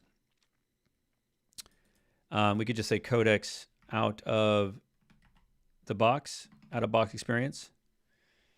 Or yeah, we need to just define this. I think up at the top we need to say built-in. Oh my goodness, my fingers. What is happening? All right, so the built-in options for Claude and Codex are here. And so I feel like this realm, like just to get a developer to use containers for developing is sometimes difficult to do. A lot of developers just don't want to use containers unless they have to. So I feel like providing them options and letting them choose is the right choice, like the right thing, instead of making a policy where there's only one thing they can do and that's the only way they can do it. I try to give devs as much tool choice as possible. That keeps them happy, that keeps them in their jobs, that keeps them from being frustrated and leaving. And I'm trying to not be IT cartel. I'm trying to not enforce a single policy. So I want to really say, hey, let's use the built-in stuff. Let's create policies that we can use throughout the different harnesses, because some people might not want to use Claude Code. And some teams, I would say the majority of teams I work with, people use different tools throughout the team. There's very few teams that I've worked with that they're only Claude Code for the entire team.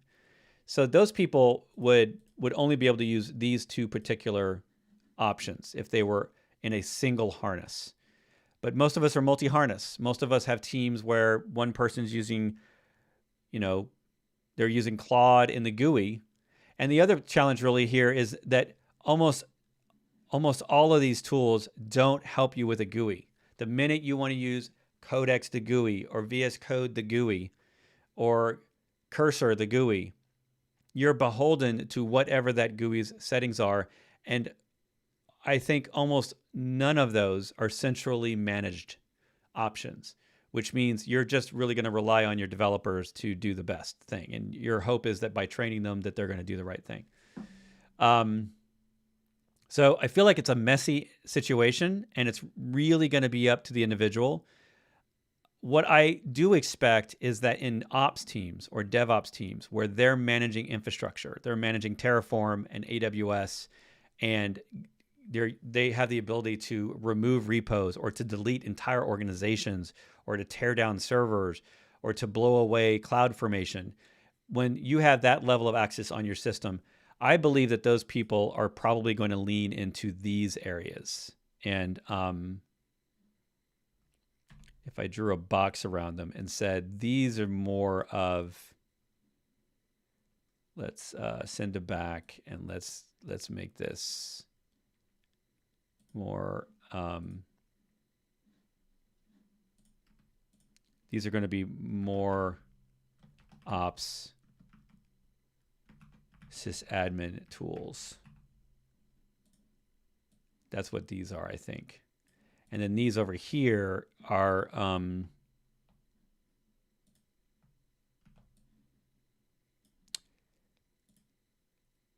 these are going to be more, let me zoom out here.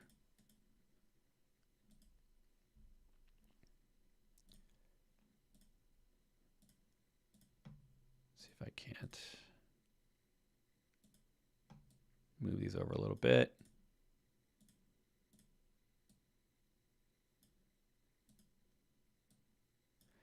So these tools over here, let's make them more dev.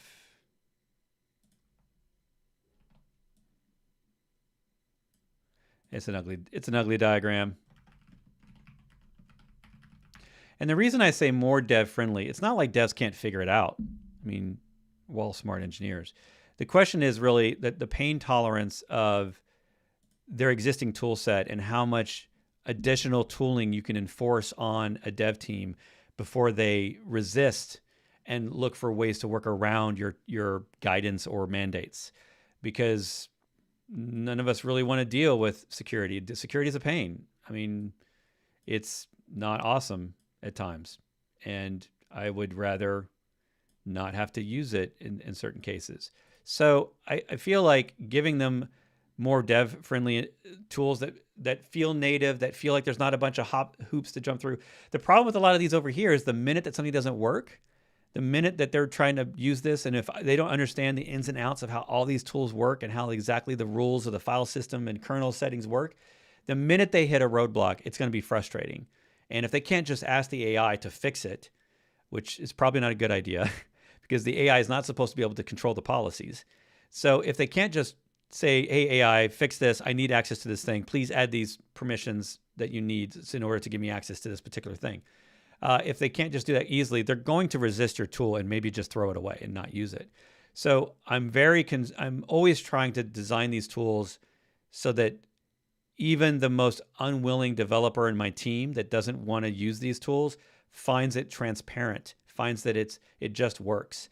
And so maybe the farther we get over here, I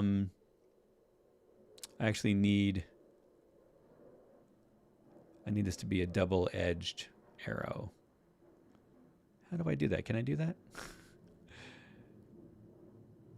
Arrow type.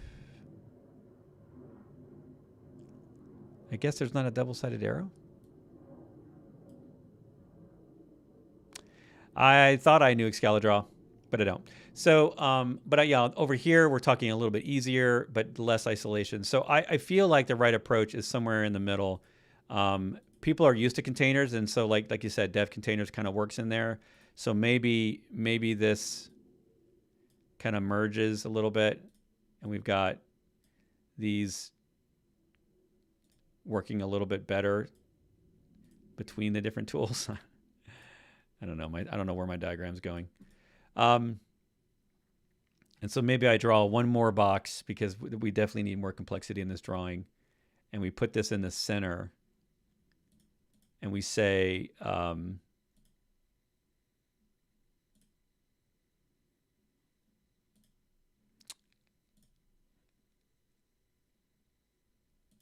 we say this is like the happy path.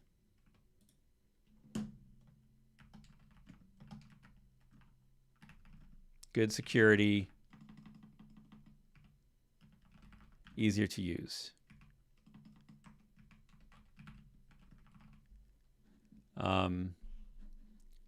So regular old containers, honestly, to me, is one of the winning strategies here, even though it's not called a sandbox technology. It works. So if we do that, and then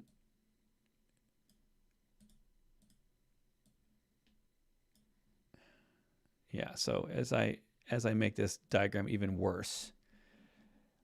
So my vote is containers or no-no.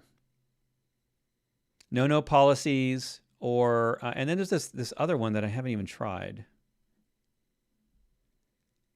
There's OpenClaw, not OpenClaw, sorry. The openshell from NVIDIA, which I'm honestly not expecting to be impressed by. And then there's this veto, which I have not looked into.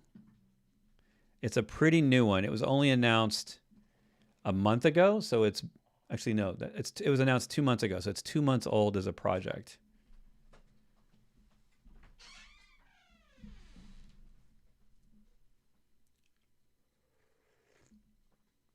And I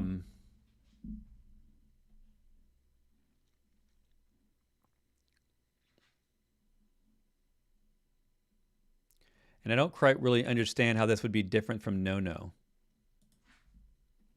Maybe we'll just ask.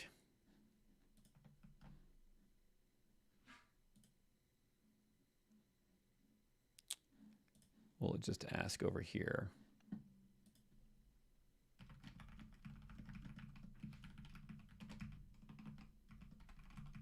Can you tell me the difference between this new tool, veto, and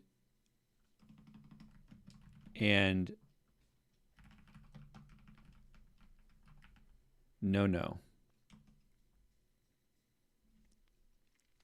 Veto? I also like no-no. I just think that's a great name, no-no. No, it would be great if every time I denied some sort of file access that it had an audio loop in it that was like, no, so that you knew your agent was trying to misbehave.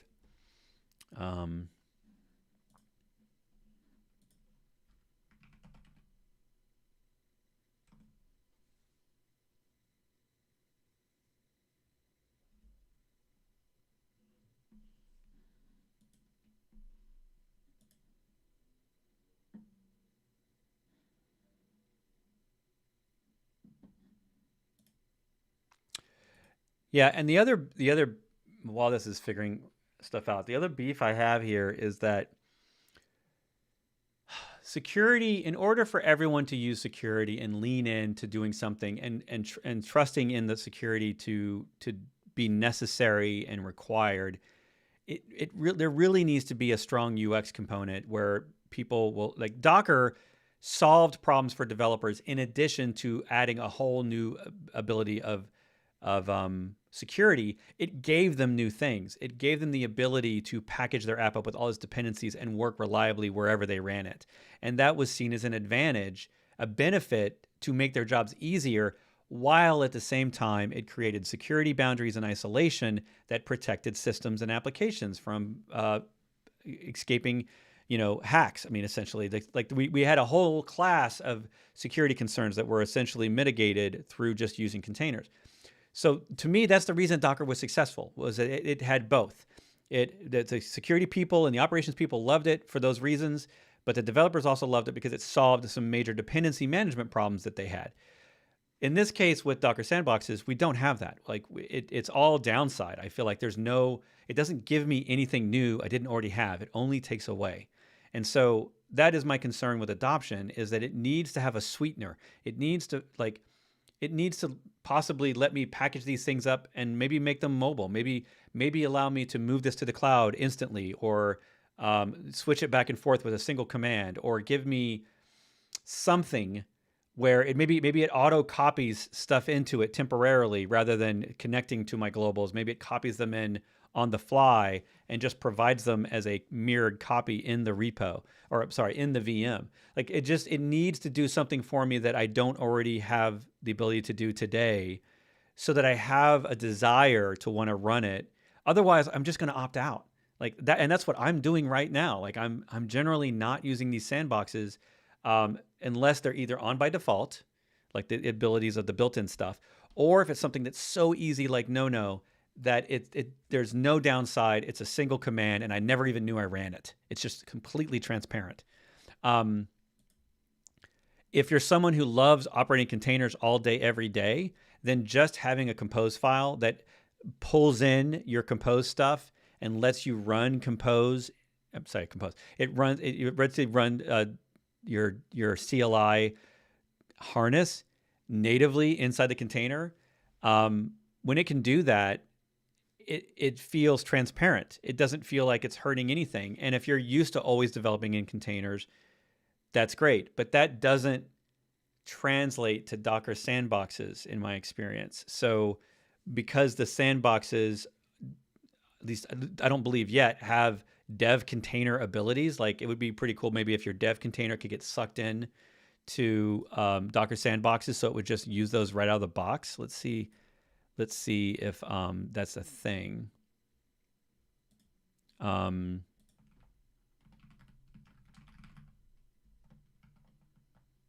Yeah, it's not on that page.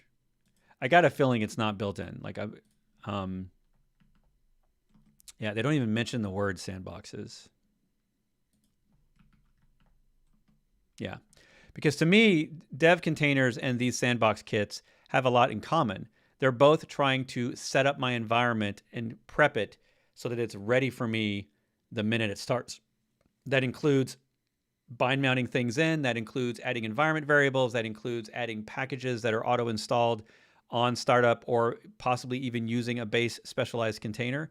I'm assuming TCB, I'm assuming that's one of the reasons you use it, is dev containers gives you a lot of this tooling out of the box per project that you are used to. And if I was going to ask somebody to use Docker sandboxes, I wouldn't want to have to make them create a whole complete different environment setup that mirrors their dev container setup, and then they have to keep the two in sync. It just doesn't feel good. It doesn't feel right. So,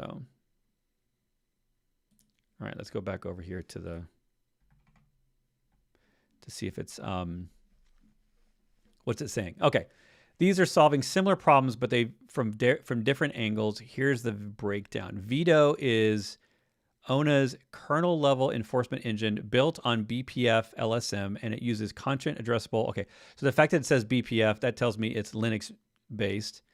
It identifies executables by hash, not by path. The attack is specifically designed to defeat is the one ohno documents against Cloud Code. An agent copies a binary to a new path to bypass a path-based deny list, then disables the sandbox when it gets caught. Hash-based identification makes path tricks irrelevant. The binary is the binary regardless of where it lives. The technical mechanism, okay, current only enforces the exec gate with network file. It's not a standalone tool. It's a vertically integrated platform where each agent gets its own VM with a dedicated kernel, runs deploy inside the customer's VPC, and sort. Okay, so yeah. So in other words, not interesting, not what we're looking for. I can throw it out. All right.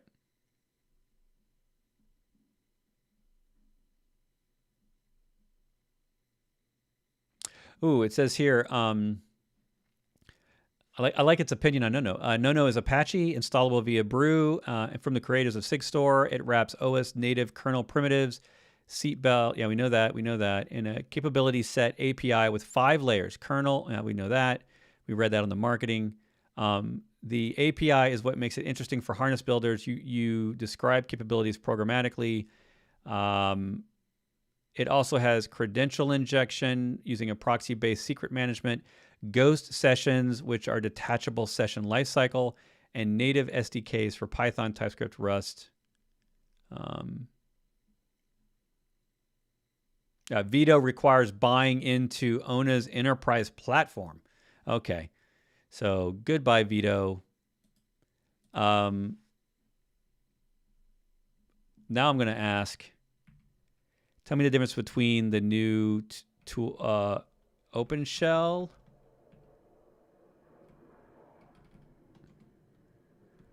And we'll paste in, I'm going to paste in NVIDIA's OpenShell. And no. Okay, so we're going to have it evaluate OpenShell as well. And I haven't used OpenShell. I don't know if anybody's used OpenShell. Let me know if you have. OpenShell came out as a sort of a way to run Claude code, or I'm sorry, Open Code. OpenClaw. It's a way to run OpenClaw safely. To learn how OpenShell enforces isolation across all protection layers, refer to Sandboxes.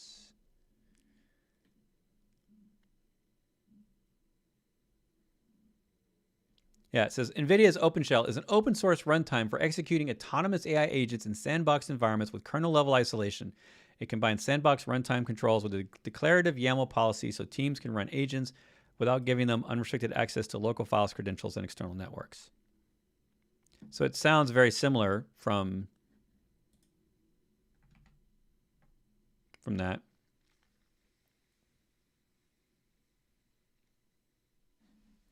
Robot Glock, just bash. Is that,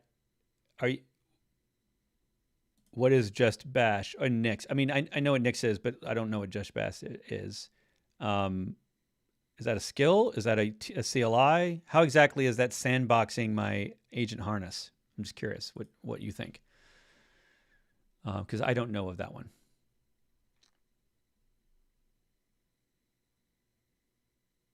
OpenShell runs inside a Docker container. Each sandbox is an isolated environment managed through a gateway, a control plane API that coordinates sandbox lifecycle and state, acts as the auth boundary, and brokers requests across the platform. It's a containerized runtime with a daemon architecture, not a library you embed. That's the fundamentally different model. Nono is something you bolt onto existing harnesses in an environment. OpenShell requires Docker and a running gateway. OpenShell's unique feature, the privacy router. This is what Nono doesn't have at all, and what makes OpenShell interesting is an NVIDIA product. When the agent opens a connection to inference.local, the proxy handles it as a managed inference before policy evaluation. OpenShell strips sandbox supplied credentials, injects the configured backend credentials, and forwards the request to the managed model endpoint. So the Docker Sandboxes does a little bit of this as well, like credential injection is a feature they both use. In other words, OpenShell intercepts outbound LLM API calls and transparently reroutes them. An agent thinks it's calling Anthropic or OpenAI. OpenShell can silently redirect that to a self-hosted model, a private backend, or a cost-controlled proxy.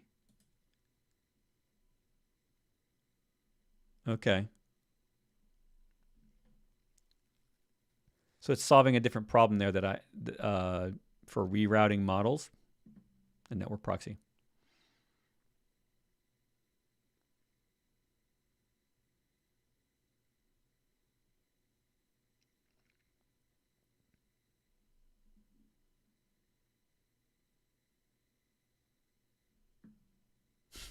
Yeah, it's funny. They both have features that the other one doesn't. and it's funny. I think it said earlier that the privacy routers.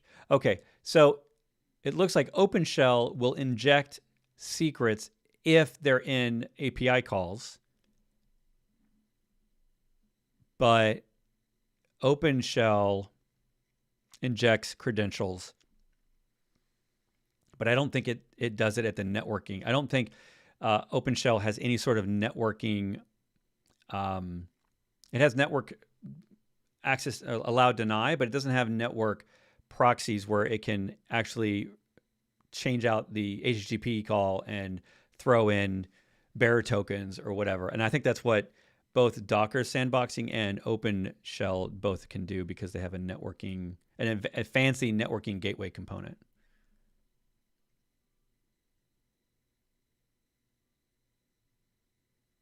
I'm very curious about this, Vercel.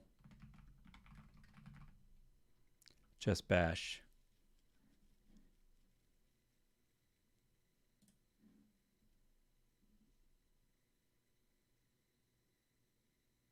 A simulated bash environment with a virtual file system.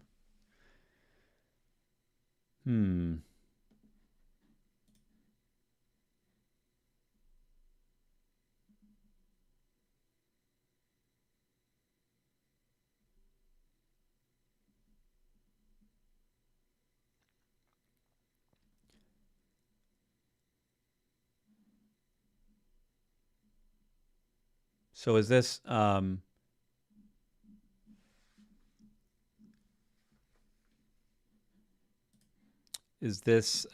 CLI? Is this a plugin per harness? Let's see. All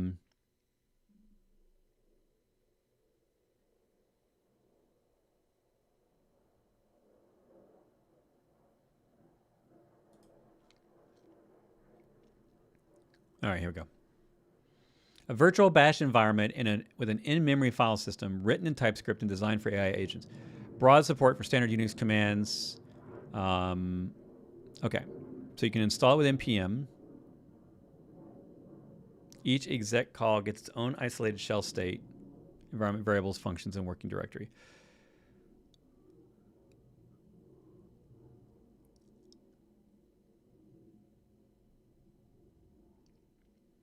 So how would I use this with Claude Code, for example? Or is this really just for custom agent building? It says designed for AI agents, but they're not specific enough to say whether or not it's for harnesses or just for custom built server agents. Like, there's a problem with us naming things in the industry. Everything's an agent right now, and it's very confusing. There's all these different terms that we're really calling them the same thing. We're calling them agents, and we need to be more specific. So to me, my local harness is an agent harness. That harness, like Claude Code, has multiple agents, and those agents have tools, of which Bash is one of them. And then I can also develop custom programs that use agent SDKs, which run on servers, the only thing that has in common with my local agent harness is that they both use a model at some point in their code. But they're both called agents. Like, it drives me crazy. So from my point of view, those things that I develop that run they're long-running apps that run on servers that happen to have access to models, APIs, I call those server agents. And the thing I'm running on my local system, like Codex and Claude Code and OpenCode and Pi, are called either coding agent. Well, maybe a coding agent might be an alternate term, but I call them agent harnesses. And then if I'm using OpenClaw or Hermes or one of these agent orchestrators, I call those orchestrators or agent orchestrators. So I'm trying to be consistent with my own terminology when I talk to people and when I make videos, because I think I even made a video in my course. Hey, did you know I make courses? And we have a new one. If you go to brettfisher.com and you click on the Guild is my new membership program that comes with courses. And right now, this is already shipped. I need to update this page. So I'm building multiple courses at the same time, and the Guild gets them as each video is finished. and we meet every week in the guild and we talk about DevOps for AI. We talk about how we use AI harnesses to do our DevOps and platform engineering work. We talk about how to even get these things to operate correctly. Obviously, we talk about a lot of the development things, and mostly we're just talking about Claude Code and all the other harnesses and how to get them to work correctly and efficiently and cheaply and all that stuff. So in this course, the agent harness setup for DevOps, I just finished the agent direct. I have like 5 or 6 videos, I think, at least 4 videos on agents. And right now I'm working on the skills videos. But in one of those videos, I actually have to define all the terms, because when we go back to our diagram, I have to talk about the different types of agents. So I have this slide that's all the different terms that I use and what exactly those mean. And so I have to define the difference between what an agent harness is, what an agent is, a sub-agent, and custom agent, and then I don't even see a server agent on here. I need a new term. Server agent. A custom program with with model API access that it is usually long running on a server. Might use agent SDKs. Not meant as coding agents.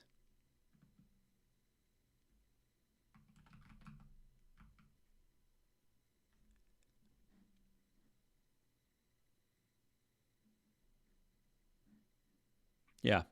So that's me trying to define the differences.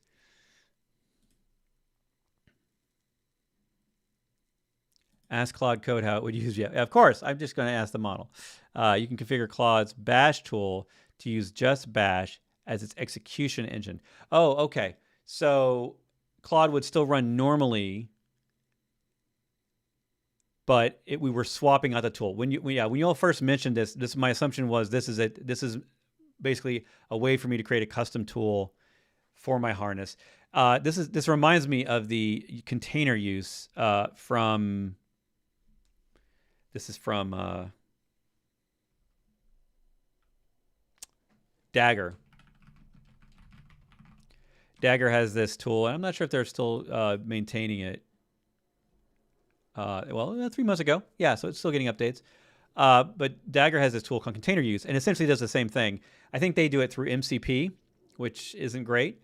But the idea here is that you tell Claude essentially to do everything it's going to do at the shell, do that inside a container, and then return results. And you don't tell it to really use them inside a container. You tell it to use this tool, and this tool will then run things in a container and then spit back the difference of that tool call.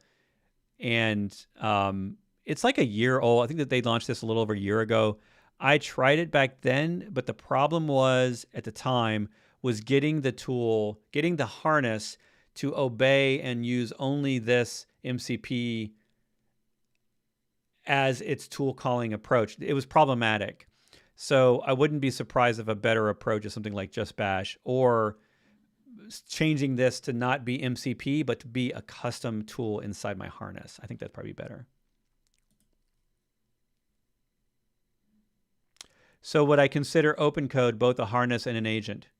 Open code, like Claude Code, like Codex, is an agent harness, or just harness, that runs agents. An agent is 4 things. An agent is the model choice, the system prompt, a list of tools that it can access, and a list of permissions for those tools. Those 4 things, once you wrap up all of them into a configuration, become an agent, and all of these harnesses come with agents built in, 1 or more. So like Pi comes out of the box with really just 1 main agent. Open code comes with 2 agents, plan and build. And those agents also can have sub-agents that allow it to do very, very specific things. Usually sub-agents, the distinction between an agent and a sub-agent is usually a sub-agent doesn't have, not always, but usually it doesn't have the entire context that the main agent has. So usually the reason an agent calls a sub-agent, which is really just one LLM making a new prompt, the sub-agent typically only gets the context of that prompt. And so it sort of starts with a fresh context. Doesn't always do that. Sometimes, depending on the sub-agent, it needs the entire context to do its job. But it's up to the prime agent or the main agent to manage all of those sub-agents. And it does that with a new prompt, essentially. And each of those can have their own system prompts. Each agent and sub-agent can have its own custom system prompt, which is separate from the harness prompting that you do inside of your little text box, right? Right. And I'm using the same terminology, right? So like if you go look at the open code tools or the open code documentation, they refer to those things as agents. So we shouldn't call the entire tool itself an agent because it has agents in it. And you're not always using the same agent inside it. So when you start looking at the larger picture and you start reading a lot of the documentation, you will see this word harness thrown around, but not always used. And I find that confusing. It's inconsistent in their own documentation. But we have seen specifically, I think there was someone last year that sort of defined the term harness and it caught on. And so now we're starting to see companies like Anthropic and OpenAI start to use the word harness in their terminology of their documentation. It's not always consistent, but I'm using it in hopes that I can just further along the approach of how we're trying to deal with these things and define the differences between making a custom harness versus making a custom agent versus making a server agent, which is to me, a server agent is just a program that I built that happens to have access to a model as part of its functionality. That's all it is. It may or may not use an agent SDK. Most of these tools that people are building that run on servers that are long-running agents on servers are using agent SDKs. Not always, because you could just build a raw app and use, essentially your app could have curl to just call the APIs and send stuff back and forth. But why do that raw when you can use an SDK, of which there are now at least a dozen SDKs out there? Each model provider has their own SDK, and then there are provider agnostic SDKs, and then there are infrastructure specific SDKs. Like there is a SDK for Kubernetes inside of K-Agent that allows you to build specific server agents that run or work with Kubernetes. And so to me, that's server agent. And in no way is the server agent related to my agent harness. I mean, I technically use an agent harness to build server agents. When you're in, for example, when I'm in Notion, the note-taking app, they have this brand new thing that they just built called custom agents, which in the background, that custom agent is them spinning up the 4 attributes of an agent, choosing the model, choosing the system prompt, choosing the tools it has access to, and then the permissions to those tools. And even in this consumer app of Notion, they call these custom agents that are providing instructions with all those different things built into this isolated little environment. And you can use different custom agents independently. So they're not calling that a harness because, of course, it's not a dev tool. And they're not calling it server agents. They're calling it custom agents. But it's fine. Like the terminology is up close enough there that I think that we're onto something.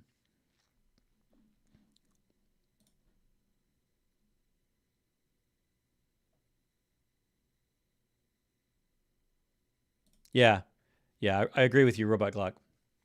Yeah, I mean, we're making up these terms as we go along. Like a year and a half ago, we didn't even really understand what an agent was or a harness was. Before before Claude Code sort of showed up. I don't remember ever calling these things harnesses, but I do remember like the first day that Copilot gave us agent mode, right? Because it was different than just chat. It was different than giving a question or something and then getting a response. It was actually something that could go off and do work and think on its own and create its own prompts, which is essentially what it's doing, right? It's if you've ever dug into thinking mode and seen the hilarity of what these models are doing, because they're essentially arguing and disagreeing with themselves. That's what it sits there and does. When it's burning through your token count, it's just sitting there saying, no, actually, I think this might be oh, wait, no, let me go look at this. Oh, let me go, okay, I see this. Like, who's it talking to? But that's how it reasons. When we say it's reasoning, it's not reasoning. It's not self-aware. It's not intelligent. It's just filling out text, then rereading that text, and then disagreeing with its own text, and then doing that over and over and over again until it gets to some point of saying, okay, I think I'm done arguing with myself, and then it presents you a result. We call that agent, or thinking mode, or whatever the model company decides to call it on some day. But all right, so I feel like I've beaten these to a dead horse, sort of, with these sandboxes. I feel like we've done the work there.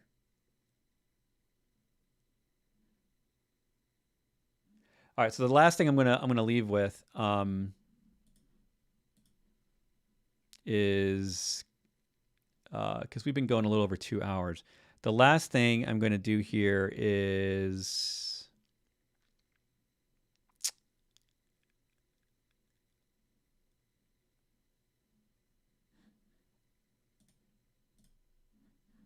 I thought I had this running. Oh, I need to, let me,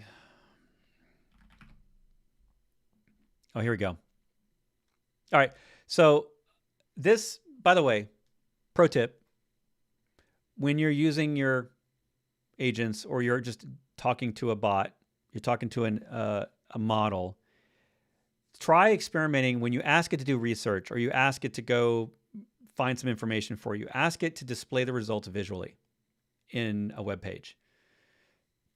And then give it the front-end design skill. You don't always have to do that, but sometimes it improves the results. And you will get back, I'm collecting these, by the way. I've got at least 3 or 4 of them right now, but I'm collecting these dashboard results where it's so much better to see the results of my agent's work in a visual way with diagrams. And, this is so much better than text, right? Seeing it this way, seeing the results. So in this case, something interesting I did recently was I wanted to understand I was making videos on the agents file. So, because I have this new course, right? And there's 4 videos in the course just about agents files. In fact, I'm about to make the 5th video on agents files. And you're probably thinking, well, Claude.md or agents.md, like what's so complicated? Why do you need 5 different videos that talk about these things? But that's because if you're trying to understand it across the ecosystem, there's a lot of nuance and there's a lot of differences in how the harnesses treat this file and where they put it and what they call it and how they ingest it and where they store it in context and whether or not they merge them if you have multiple versions and where you can keep multiple versions. Maybe you have a global, maybe you have a project-based one, maybe you have one in specific directories that are subdirectories. Maybe you have a local override that per project overrides that project, but just for you and not for the rest of your team. All of these things are possible depending on your harness. And I wanted to understand a little bit more of the nuances between the different harnesses and how they treat these files, how they manage them. Really, to me, these are just extensions of the system prompt because these agent files are meant to always stay in context, to always stay essentially in the memory of the model. And that means we want to keep them very specific and we want to keep them as small as possible so that they don't bloat our context too much. And we also want to understand exactly how our harness deals with them because some harnesses do things vastly different than others. Some will merge all the different files that it finds, whether it's global or project-based or local or override. Some of them will merge them, like Claude Code. Other harnesses will not merge them and will only pick the closest one they find, which means that it could be leaving off information. But the general consistent rule that all of them tend to obey is that they will find a file. Not all of them agree on the name of this file, but they will all find a file.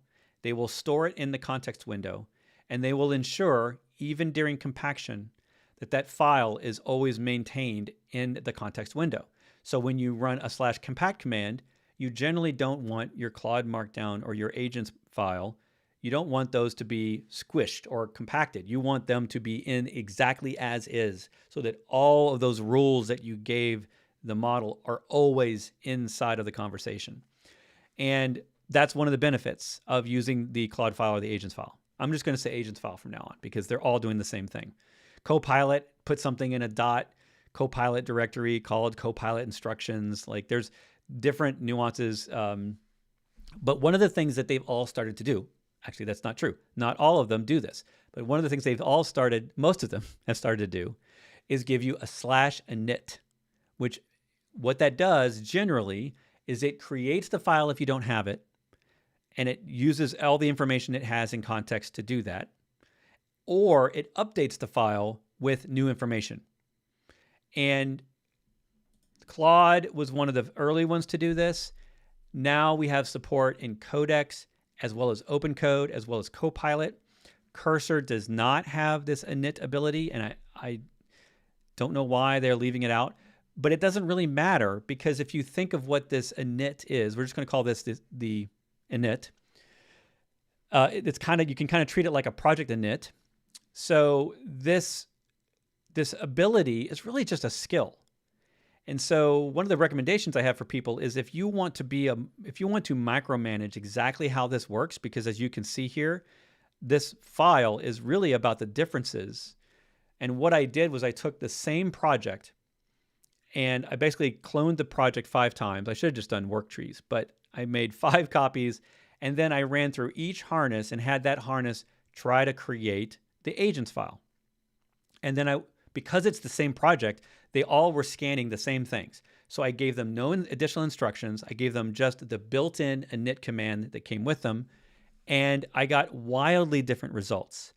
For example, in Codex, it created a 35-line file, but in Claude, it was the worst offender at 81 lines. Now, the interesting thing is that Claude is one of the apps that will limit how much it even reads of this Claude file. It will only read, I think it's the first 150 or I think it's on the first 200 lines. I can't remember exactly, but it will basically end a file at a certain point and not read anything else, which could be quite problematic the bigger your project gets.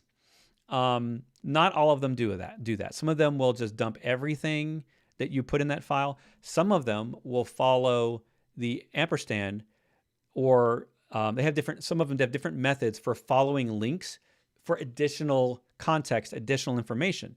So for example, in Claude Code, you can say like @plan.markdown, and then Claude will go and pull that file in addition to the Claude file itself, which is pretty handy. I like to separate of concerns. I do like to put my plan inside of its own dedicated file, which is separate from my agent config. And my agent config is going to say things like always lint every time you edit code, and always use these linters, and always ensure that test-driven development is your focus when adding new functionality to my project, or always look for the latest version of a module before you add a new module to my Go project. I do those kinds of things in my agents file. Very literal, specific rules that I always or never want it to do. I say things like never run git commit, which you could technically put in to the harness config to block that command, but then agents tend to find ways around it. So I will also try to discourage it by putting in there, never run git commits or git adds. I will be the one to do that work. So it tends to follow my directions when I do that. At least the Claude models tend to do that. But you'll notice that OpenCode over here has 80 lines as well. So recently, OpenCode, and since they're open source, we can go look at what their init does. And I don't think I have a link in here, but if we do open code init, I think this is it, yeah. So OpenCode has their own file for this, and if you can look, it's in the OpenCode source under command, template, initialize. And I think it only even has 2 of these commands. And all this really is, to me, is a built-in skill, because it's just a long file. It's now 65 lines. Up until 2 months ago, this was only like 6 lines, but they enhanced it. If you go back in time, a couple of months ago, they enhanced this and went from 6 lines of instructions down to 66. And it's got all sorts of good stuff around making sure that it goes and scans some sample of code to find the conventions that you use in your code and then document those. And then also go and look for other files that you can glean information from. And it's trying to guide the model to not go read every single file, to just go and find the important files for creating this agents file. Now, other people, their opinions are, you don't need all this. I've seen plenty of people telling me this on the internet, that you don't, with modern state-of-the-art models, you don't need this much hand-holding. You really don't even need a large agents file, and that you should start with a blank agents file and only add rules as you see the model make mistakes. If the model forgets to lint, put in a rule to tell it to always lint. If it forgets to check for the latest version of a module and it ends up installing some old code versions, you then make a new rule that says never do that again, always check for new versions by searching the internet or whatever. And so you apply this policy of, or this convention essentially, of making sure that the model doesn't hallucinate the same thing twice. That's a really good approach, and one that I recommend you always follow. But in this case, what we're saying is these are all these nuanced details of how to create the agents file or how to update the agents file. And I think it might even have, I'm not for sure, but yeah, I like this. When in doubt, omit. Stuff like that. So the point of me doing all this was just to show you how, I want to go back. That how different these different harnesses can be when it comes to even just basic things. So the way that I'm actually going to approach this is that once I've sort of tested some of these, and I don't know if the Claude init is better than the Codex init, or if it's better than the OpenCode, and I'm not sure if I'm ever going to know. I do know that the Codex one is definitely a smaller file. And so when I went through and looked at these different files, you can see here, behavioral insight, it says. Behavioral insight. Codex performed the most aggressive compression, an 83% reduction to just 35 lines. It stripped nearly all domain-specific context, like security checks, CLI behavior, and architecture, and replaced it with generic development boilerplate, comment conventions, testing guidelines that could apply to any Go project. So interesting, I read that, and this is the AI analyzing basically what the init created for Codex, which tells me I don't want to use the Codex one because I don't want generic advice. I want very specific things. I want things like, hey, if you're going to write Markdown, always use the Markdown linter. Hey, if you're going to write a GitHub Actions file in here, always use the action lint and the Zizmore linters because I want both, you know? If you're going to write me a GitHub action workflow, always add security permissions to every workflow file. You know, I'm going to want those things in my agents file. So what does it say for OpenCode? Behavioral insight. OpenCode kept more technical detail than Codex, but still condensed by 62%. It uniquely preserved and enhanced operational context, Docker private registry warnings, CLI workflow behaviors, and auth resolution, suggesting a bias towards runtime and operational knowledge over static architecture. I have not read these behavioral insights before. Okay, let's see what the Claude one says.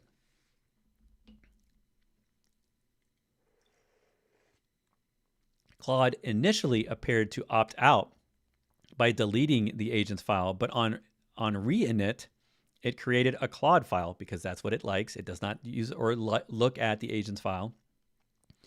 Following its own platform-specific convention rather than the generic agents, the new file is lean at 81 lines with practical commands, architectural overview, and Docker/build instructions.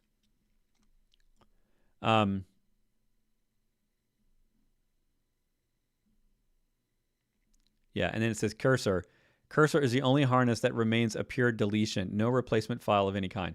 Yeah, so cursor just doesn't do any of this stuff, so I'm not sure why cursor is so different and why they're not trying to behave similarly to the other. But they clearly know what they're doing, so I'm sure they got a reason. So yeah, now you know. So I think what I'm going to do is I might try to experiment with creating my own skill based on the open code text, and I'm going to call that agent file creator maybe, or project init. I'm not sure what I'm going to call it, but I'm going to try to use that. That way, regardless of which harness I'm using, I have a specific process that I care about. For example, I would probably want my instructions to highlight or enforce any security guidance or recommendations it finds in code or code comments. I probably would want it to focus on stuff like that, and making sure that it knows that it needs to be testing every time, writing tests, using linting through each edit, that kind of thing. Because to me, I had a project the other day actually that I realized even Opus on high kept finishing the conversation with listing out the linters, but it wasn't running them. It was just listing the fact that they existed. And so I asked it at one point after maybe 30 minutes of development, and I said, hey, are you actually running these linters that you keep telling me about? And it goes, oops, no, I've not been linting at all. Let me do that now. And then it took it 10 minutes to fix all the linting problems from the last 30 minutes of development. So if I had had that in an init that I ran on project start and maybe did that as the first thing, it maybe would have not wasted my time there. That would have been a nice thing to do. Yeah, exactly. Commit lint, git leaks. Like, yeah, always run git leaks. I tend to do that stuff as GitHub action workflows, but it's good to have that kind of like linters. You don't want to have the damage happen too early and it not check it. So yeah, that's a good one. Trying to think what else. Check for any editor config so that if there's one that already exists, obey that. That generally is something that the higher end models tend to do. They tend to look around for things, files and config files and stuff like that, so that it knows to use those. But it's nice to enforce that stuff. And that way, in theory, not every time I see something that's missing from my agents file and I have to tell the agent to go add it, in theory, I could also tell it, please go also update that skill so that next time I run the skill, it ensures that these things are always added. And that's the way I approach my custom skills, is every time I use them, if they don't do exactly the most perfect thing, I tend to have the model update that skill with a fix so that the skill hopefully will be better next time. I think that's kind of how we're all using them. But my skills aren't public yet because I've only got a couple that I feel like are ready for me to share with people. But I do intend to actually make a GitHub Actions one. I know that there's probably a dozen that are already out there, but I do want to make my own because I'm very, very particular. I also have my own Docker file one that I want to make better. It's actually not that great, but I want to have it do things like always use Docker front ends, always add the Docker front end line in line 1 because that makes build kit better. Always use advanced functionality if possible to make the Docker file shorter and the builds faster. Stuff like that. Oh yeah, and if the project, I'm also starting to use Docker Bake, which recently got some new enhancements in the last couple of years. So I need to add that in there too, to say, if you're going to create a Docker file, always create a bake file and use that either with Compose or with a shell script or something like that. Always use the bake file when building, because that's much more reliable than using like a shell script or a make file. It's not necessarily more reliable. It's just more the Docker way to use a bake file. And if you're curious, the difference between a bake file and a compose file, to me, a compose file is largely used for development. So often when you're building an image through a compose file, it's often building the dev version. And for me, the bake file is how I would build the production version. The bake file is what I would send off to the GitHub action, so that the GitHub action builds the image the exact same time every time. And I can put a lot of cool things in the bake file, like how do I use tags? How many architectures do we build? That kind of stuff that is maybe you can still do in Compose. I'm pretty sure that it's a one-for-one feature parity, but you probably would have to end up with a different Compose file for building the production image. And then the question later is always, well, which one of these Compose files is the one I'm supposed to be using to build for production? So I've been leaning into bake files with more of my projects and using those out of the box to build my images. And I feel like that's a little bit better than putting all that stuff in GitHub Actions, because that's how I used to do it with GitHub Actions. I have a really, really advanced GitHub Action with all sorts of inputs that enable all sorts of things in BuildKit and the way I build it and the different tags that I want to use, because I don't just use one tag. I have like 3 or 4 different standards for how I have tags set, depending on whether it's a PR or is it a release. And then I also have different architectures that I build depending on the project. And I can really use the bake file for that. So anyway, these are all things that I would add into my Docker skill, so that when I say, hey, Dockerize this, ideally at the end of the day, it's going to create me a Compose file. It's going to create me a Docker file. It's going to create a Docker ignore, and it's going to create me a bake file, which I don't know if there's any other skills out there. Even Docker's own stuff, I don't think leans into creating bake files out of the box. So, all right. As I'm wrapping it up, any other questions in the comments there? Yeah. Robson saying, I've been using commit. It forces the agent fix it before committing anything. Commit lint. Okay.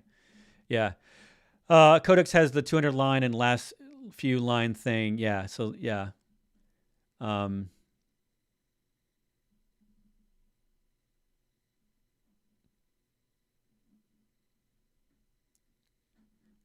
Anyone using Cursor? I would say in my DevOps guild, the Agentic DevOps guild, we've got about 40 people in there, and they're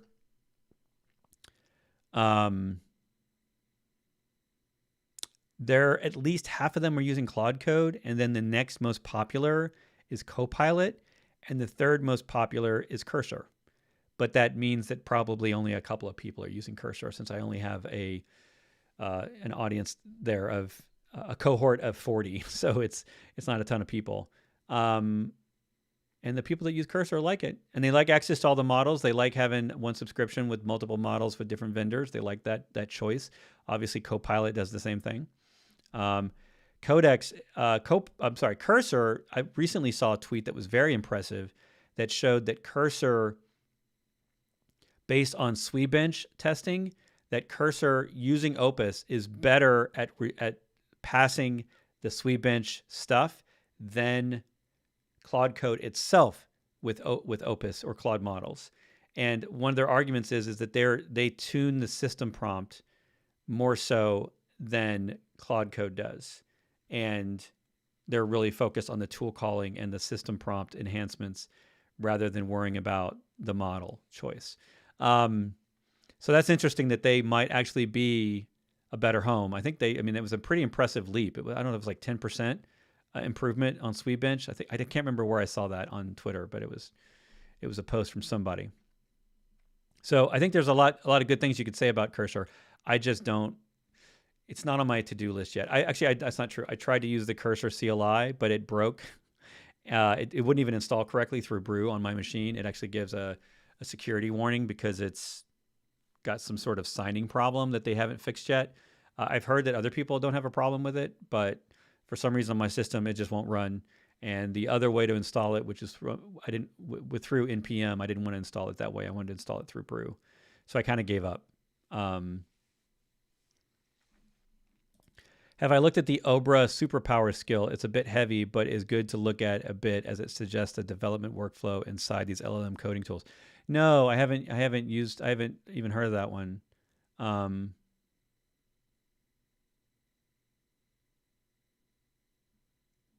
Yeah.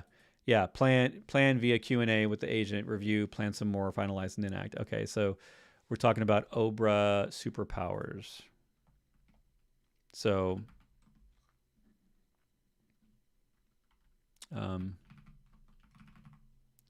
superpowers.